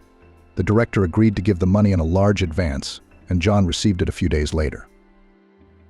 I've never seen so much money, Amanda said as they spread the bills out on their bed to do an exact count. It should be enough for everything, both surgery and rehab. But I'll give you more if you need it, John said. Children are sacred. How do I tell him I'm pregnant? Amanda thought after he said that. Maybe I should wait until Catherine's surgery and then tell him the good news. They put the money in the nightstand in the bedroom and went to bed. In the morning, everyone went to work, leaving Catherine to pack. For the hospitalization, her grandmother Anne came over to help. All day Amanda was distracted. She barely worked her shift. Tired, she got in her car and drove home. The next day she felt worse, dizzy and nauseous. Could it be toxemia? Amanda thought. It's a little early. Maybe it's the age thing. I wouldn't drive today, in case she felt sick, so I'd call a cab. At work, she felt bad. She excused herself and went to see a gynecologist. Her eyes were blurry. Could Catherine have poisoned me with something? She had a terrible thought. No, she's not capable of serious harm. She can't do a little mischief, but she can't poison me. The doctor advised Amanda to drink plenty of water, to include fermented milk products and porridge in her diet, and prescribed magnesium and vitamin B6 supplements. Amanda drove home, wishing she could go to bed sooner. She felt weak and drowsy, but a nightmare awaited her at home. The money's gone. She was startled to see John at her doorstep. How? Catherine was home, and her grandmother Anne. Who could have gotten in? They say they left to buy Catherine a backpack for the road. The old one was all worn out. But who could have known we had that kind of money at home? Only ours. Your principal. Amanda was thinking out loud. I'm shocked, to be honest, John admitted. We have to leave tomorrow. Everything's been arranged, and we don't have the money. Amanda went up to the second floor, went into the bedroom and sat down on the bed at a loss. Her head was simply splitting. Her brain refused to recognize the reality of what was happening. She stared blankly at the nightstand where the money had been lying in the morning and didn't know how to comfort her husband. We found the money. She suddenly heard Anne's voice from downstairs. Amanda struggled to get up and walk downstairs. She was glad that the situation was resolved and wanted to know what had happened. She walked into the living room, and Anne said caustically, "Shame on you, thief." "What are you talking about?" Amanda asked, puzzled. "How could you steal money from a sick child?" Anne turned to her. "It's a good thing I thought to look in your car." "And we found the whole amount there," added Catherine, who was sitting next to her grandmother on the couch. John looked at his wife in silence with contempt. She did not know what to say, so absurd were these accusations. "She hid them in the trunk under a bag with some tools," said Anne. "I didn't expect that. You've lived together for so many years, and you?" "Why did you skip work today?" Catherine added. "We're thinking where to hide the money? Were you looking for a safety deposit box? Or did you want to give it to your lover, but you didn't have time to take it out?" "What is this nonsense?" Amanda finally found her voice. "And how do you know I wasn't at work? I called you to see if you had an extra backpack. I had a doctor's appointment." "You could have called my cell phone." "Why would you call my cell phone at work?" Catherine said. "I don't understand what you're thinking about money. You didn't plan any of this?" "That wasn't the plan." Anne interrupted her. "Maybe you planted it on me," suddenly realizing, turned to Catherine. "Amanda, nice setup. Very skillfully thought out this time. Slipping money into my car. It's not like putting pepper in my coffee." You're an asshole, not a human being." The woman suddenly burst into tears. "All these years we've been living, and you're ruining my life." So John roared, "Shut up," and he turned on his wife. "How dare you yell at my child, and a sick one at that? And how dare she accuse your wife of incomprehensible things?" Amanda parried. "Do you have some kind of double standard?" "Fuck you," suddenly bellowed her husband. "You can't touch my daughter, you infertile fool. I have you for her. Wanted to ruin her life. Disrupt the operation urgently. Are you out of your mind? I would never in my life have started," was Amanda, but no one was listening to her. "Get out," yelled John. "I don't want to see you. I'll file for divorce as soon as I get back from Germany. And I'll be damned if I leave you any property." 2 months later, Amanda sat in her dorm room and calculated how much money she had left before her paycheck. The amount was not encouraging. She had to keep buying vitamin supplements. Pregnancy was harder on her than expected. "And I don't have any savings," Amanda pondered. "And nothing to sell. John took everything from me. He signed the house over to himself in the divorce with his lefty lawyers and the car, and even the gifts he gave me. Over the years, all my inexpensive jewelry. Only her parents knew about her pregnancy. She didn't have time to tell John at first, and afterward she didn't want to. She was too hurt by the way her ex-husband had treated her. Maybe you should tell him, after all," Margaret's mother exhorted the woman. "I don't want to." The daughter shook her head negatively. "My child doesn't need a father who threw his mother out on the street after 6 years of living together without much of a trial. Take my grandmother on Dad's side of the family. She split up with her husband because of him, too. He cheated on her. So she went to her house in a remote village and did not let him on the doorstep when he came to repent. And after that he lived as a hermit. So she took offense at the whole world." "I remember that story, Mom. I only visited her a couple of times when I was a child, and after that she refused to accept everyone and got into herbs. She treated the locals, but for some reason she didn't want to know her family. Strange, isn't it? And her house is still intact. But no one goes there. When they buried her, they forgot the road. It's probably overgrown. But I'm not going to be a hermit," Amanda smiled. "I have no grudges against the whole world, just one person." It was time for the first ultrasound. A few months ago, Amanda never imagined that she would have to go in for a checkup alone, without her loving husband, on such an important day. Her mom was back in town. She couldn't stay with her daughter. Amanda's father had had a stroke and the man needed to be cared for. "So the baby is fine," the doctor who performed the ultrasound told Amanda. "Do you want to know who it's going to be?" "Yes." Amanda opened her eyes in anticipation and smiled contentedly when she heard the answer. It had been a year. John had been working on his daughter's rehabilitation the whole time. The operation in Germany was successful, but the cast was not removed for a long time, and it took a long time to develop the leg after all this.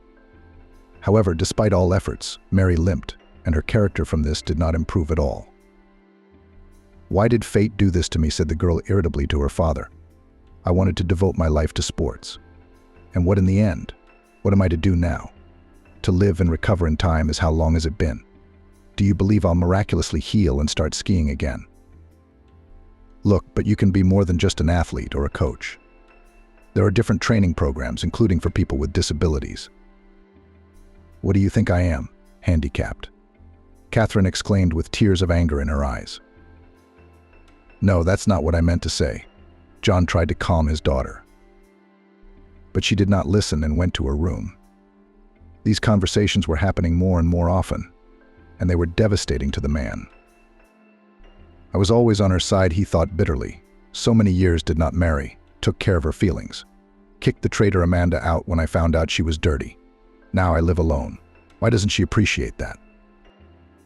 The young man was totally dependent on his daughter's whims.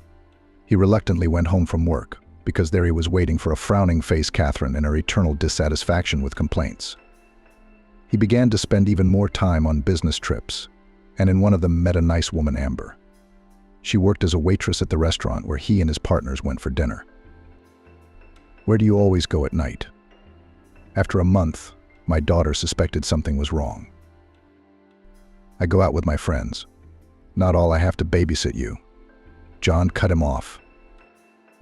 In fact, he did not want to tell his daughter about his personal life, remembering her attitude to Amanda. The man offered Amber to move to his town, rented her an apartment the income allowed, and visited her several times a week. Amber accepted the status of secret lover. I don't care, she told her friend in a telephone conversation. Like a cheese and butter, I roll around. I don't have to work. I make eyes at him. I chase his legs, and he, sweetheart, is ready for anything. She laughed. You're lucky, she sighed enviously. I would have to find someone to provide me with everything. Maybe we'll get married. Amber continued to brag. I've been hinting at him, working him up, but he's afraid to introduce me to his daughter. According to his stories, she's a very spoiled, capricious girl. But good luck to you, wished her friend. At least call me to the wedding. I'm sure you'll get what you want. But the plans of calculating Amber was not destined to materialize. However, it was only her own fault she missed socializing. Sitting alone in her apartment 24 hours a day, she got herself a lover, 20-year-old Michael from the neighboring entrance, who was constantly looking at the poor woman, who went shopping at the grocery store in a provocative short dress and stilettos. One day she lured him with her finger into the entryway, and he obediently followed her. You are my goddess, whispered the enchanted young man, lying in bed after his lovemaking. His admiration pleased her ego but let her guard down. One day she was kissing a young lover in the street near her driveway and didn't notice John pulling up in his car. He got out of the car and stood silently watching Amber and Michael embrace. Young man, he finally said snidely. Let me help you pack up your beauty's things and take them outside. She's moving in with you now, I suppose. Amber and Michael looked away from each other, stunned. The woman realized it was pointless to make excuses in such a situation and, sighing, went to her entryway to say goodbye to her apartment and to pack up her belongings. What a fool, she thought frustratedly. Now to return home with nothing to eat. Emberochka, really, move in with me, Michael said, catching up with her on the stairs. Are you stupid? She answered rudely, opening the apartment. Milk on your lips has not dried up, and you're already climbing up skirts? Get out. And slammed the door in his face. The confused guy with the eyes of a hurt kitten remained standing in the stairwell, but Amber didn't care about him anymore. God, who have I messed with? John pondered as he walked home. It's from loneliness, apparently not recognizing a woman of easy virtue, he began to feel very sorry for himself. It felt like he was paying the price. But by an effort of will the man restrained himself. At home he was waiting for the second part of the play, which could be called a comedy of situations. But it was not a comedy, but a tragedy. Catherine met her father with hysterics. I want to go to the sea, she declared, suddenly entering the living room, where the man sat down to rest from emotion. Catherine is tired of sitting at home and going to doctors. Daughter, it is necessary to heal. Something cranky. We'll go on vacation in a couple of months, I promise. Why not now? I'm tired. I want to swim. It's good for my leg. Let's go this week, she demanded of her father. Stop it, John shouted at her, his nerves finally giving out. First the mistress surprised him, then the daughter made demands. Why are you yelling at me? Why are you acting like a little kid? You're an adult, but you're only doing things. You're sassing me. What do you want? You don't like me. Maybe your new baby will be better. Is that what you're counting on? What baby, for God's sake? John waved her away. I'm not having any kids. If you found out about Amber somehow, don't worry, I broke up with her. Amber? Who the hell is Amber? I meant your Amanda. Did she have an abortion or something? I don't get it, John frowned. Why are you bringing her up? And what does that have to do with the abortion?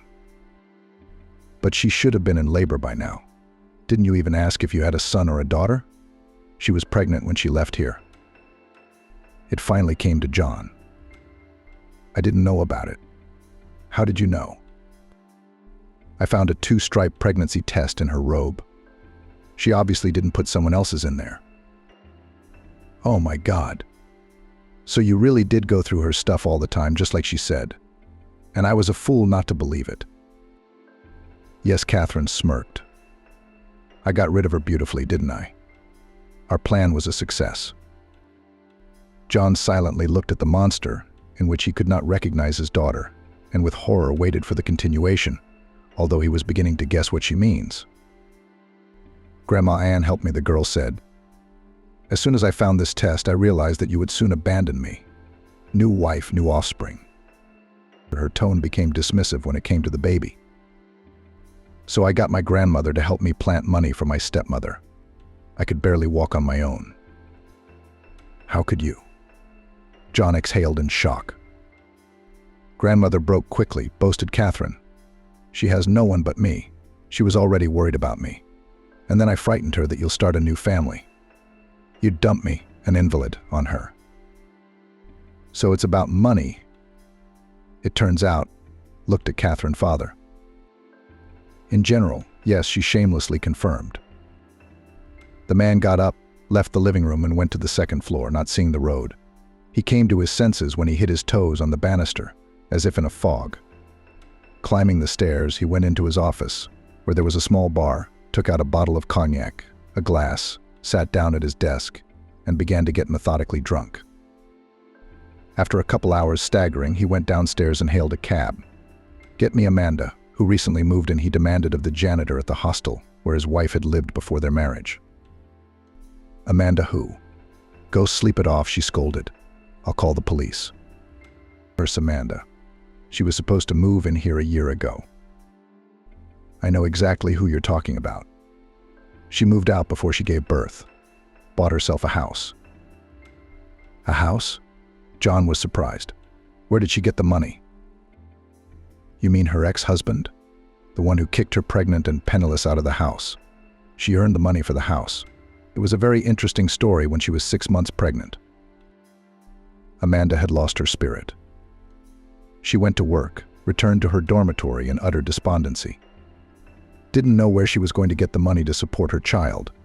Her parents could not help. The father needed expensive medicines and physiotherapy. The woman didn't even think about returning to her hometown and creating additional expenses for her mother, for herself, and the child.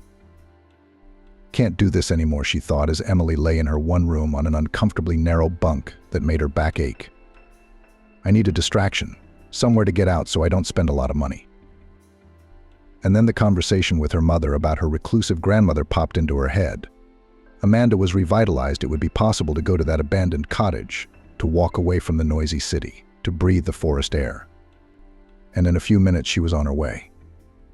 The cabin was only 30 kilometers from the city. You could get to the nearest village by electric train, and then you had to walk a couple of kilometers through the forest. How overgrown is everything here, marveled the woman when she reached the place.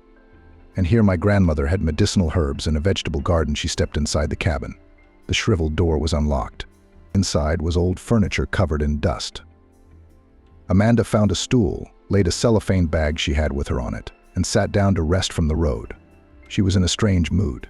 How nice to go back to childhood for a little while, she thought. And how sad that I'm as lonely as my grandmother was.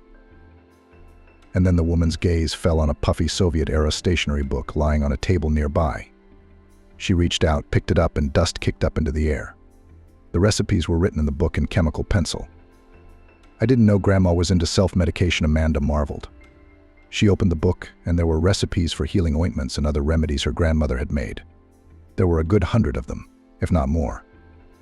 Leafing through the book, Amanda noticed a section called back pain. Interesting to try this, she thought. My back is hurting more and more every month. Late in the pregnancy, it's scary to think what will happen. I'll take this tome with me. At home, she prepared the ointment, having bought at the pharmacy those herbs that were in the recipe, and Vaseline as a base, tried to apply it to herself. And oh miracle! After 2 days, the pain in her back went away. The interested woman decided to try other recipes. Okay, let's try a hair mask. Amanda thought she was stressed because of her pregnancy and it caused a dull complexion. She decided to try the face mask because her skin looked terrible. The effect surprised not only her but also her co-workers. After a month, her skin was soft and her hair was smooth and shiny. Women at work flooded her with questions about what miracle remedy she was using. Amanda made them each a jar of her concoctions but didn't reveal the recipe.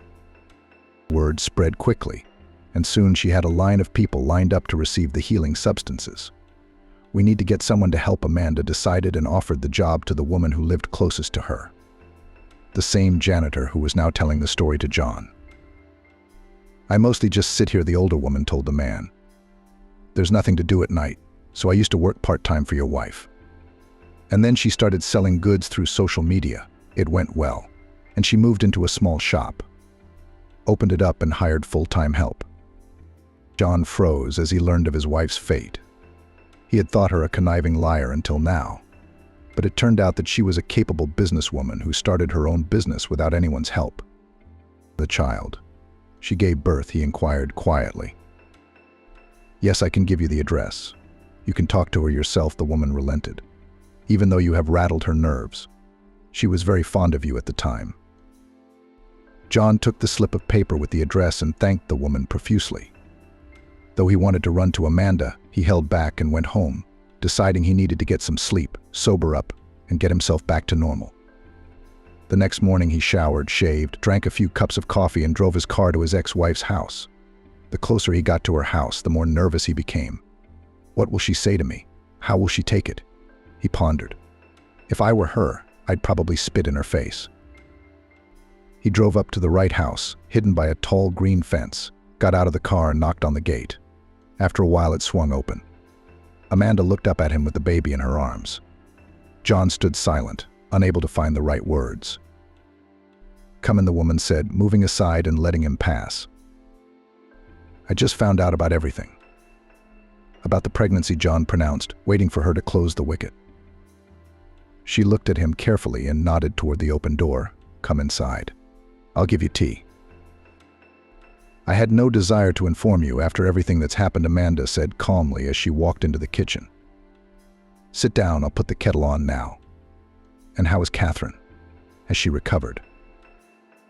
"Not so good. One minute she's better, the next she's worse. Moody. Behavior is atrocious because of it." "I'm not surprised," Amanda smiled, rocking the baby who flinched at the sound of the kettle boiling. "She wasn't an angel in the good times either.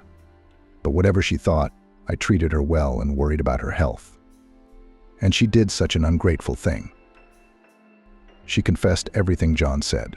"Said it was her and Anne who set you up. What was the point of that? Why so jealous of me and the baby?" Amanda sighed. "And that's him. You said baby, so is it a boy?" "A boy," the woman blurted out in a smile as she looked at her son. "We're 4 months old soon. What did you name him?" John held out his hands and Amanda gently handed the baby to him. "Stepan Jonovich. Sound good?" Tears came to the man's eyes. "Sweetheart, can you forgive me? I was not myself because of my daughter's illness. I snapped at you. I believed everything." "You know, with the baby coming, I've begun to understand you better," Amanda replied. "I don't know how I would have coped if Stepashka had gotten sick. How would I have behaved?" "So you can forgive me," John repeated. The most important question for him right now. Amanda answered it. "We'll see." 6 months later, they celebrated a birthday. The baby was a year old.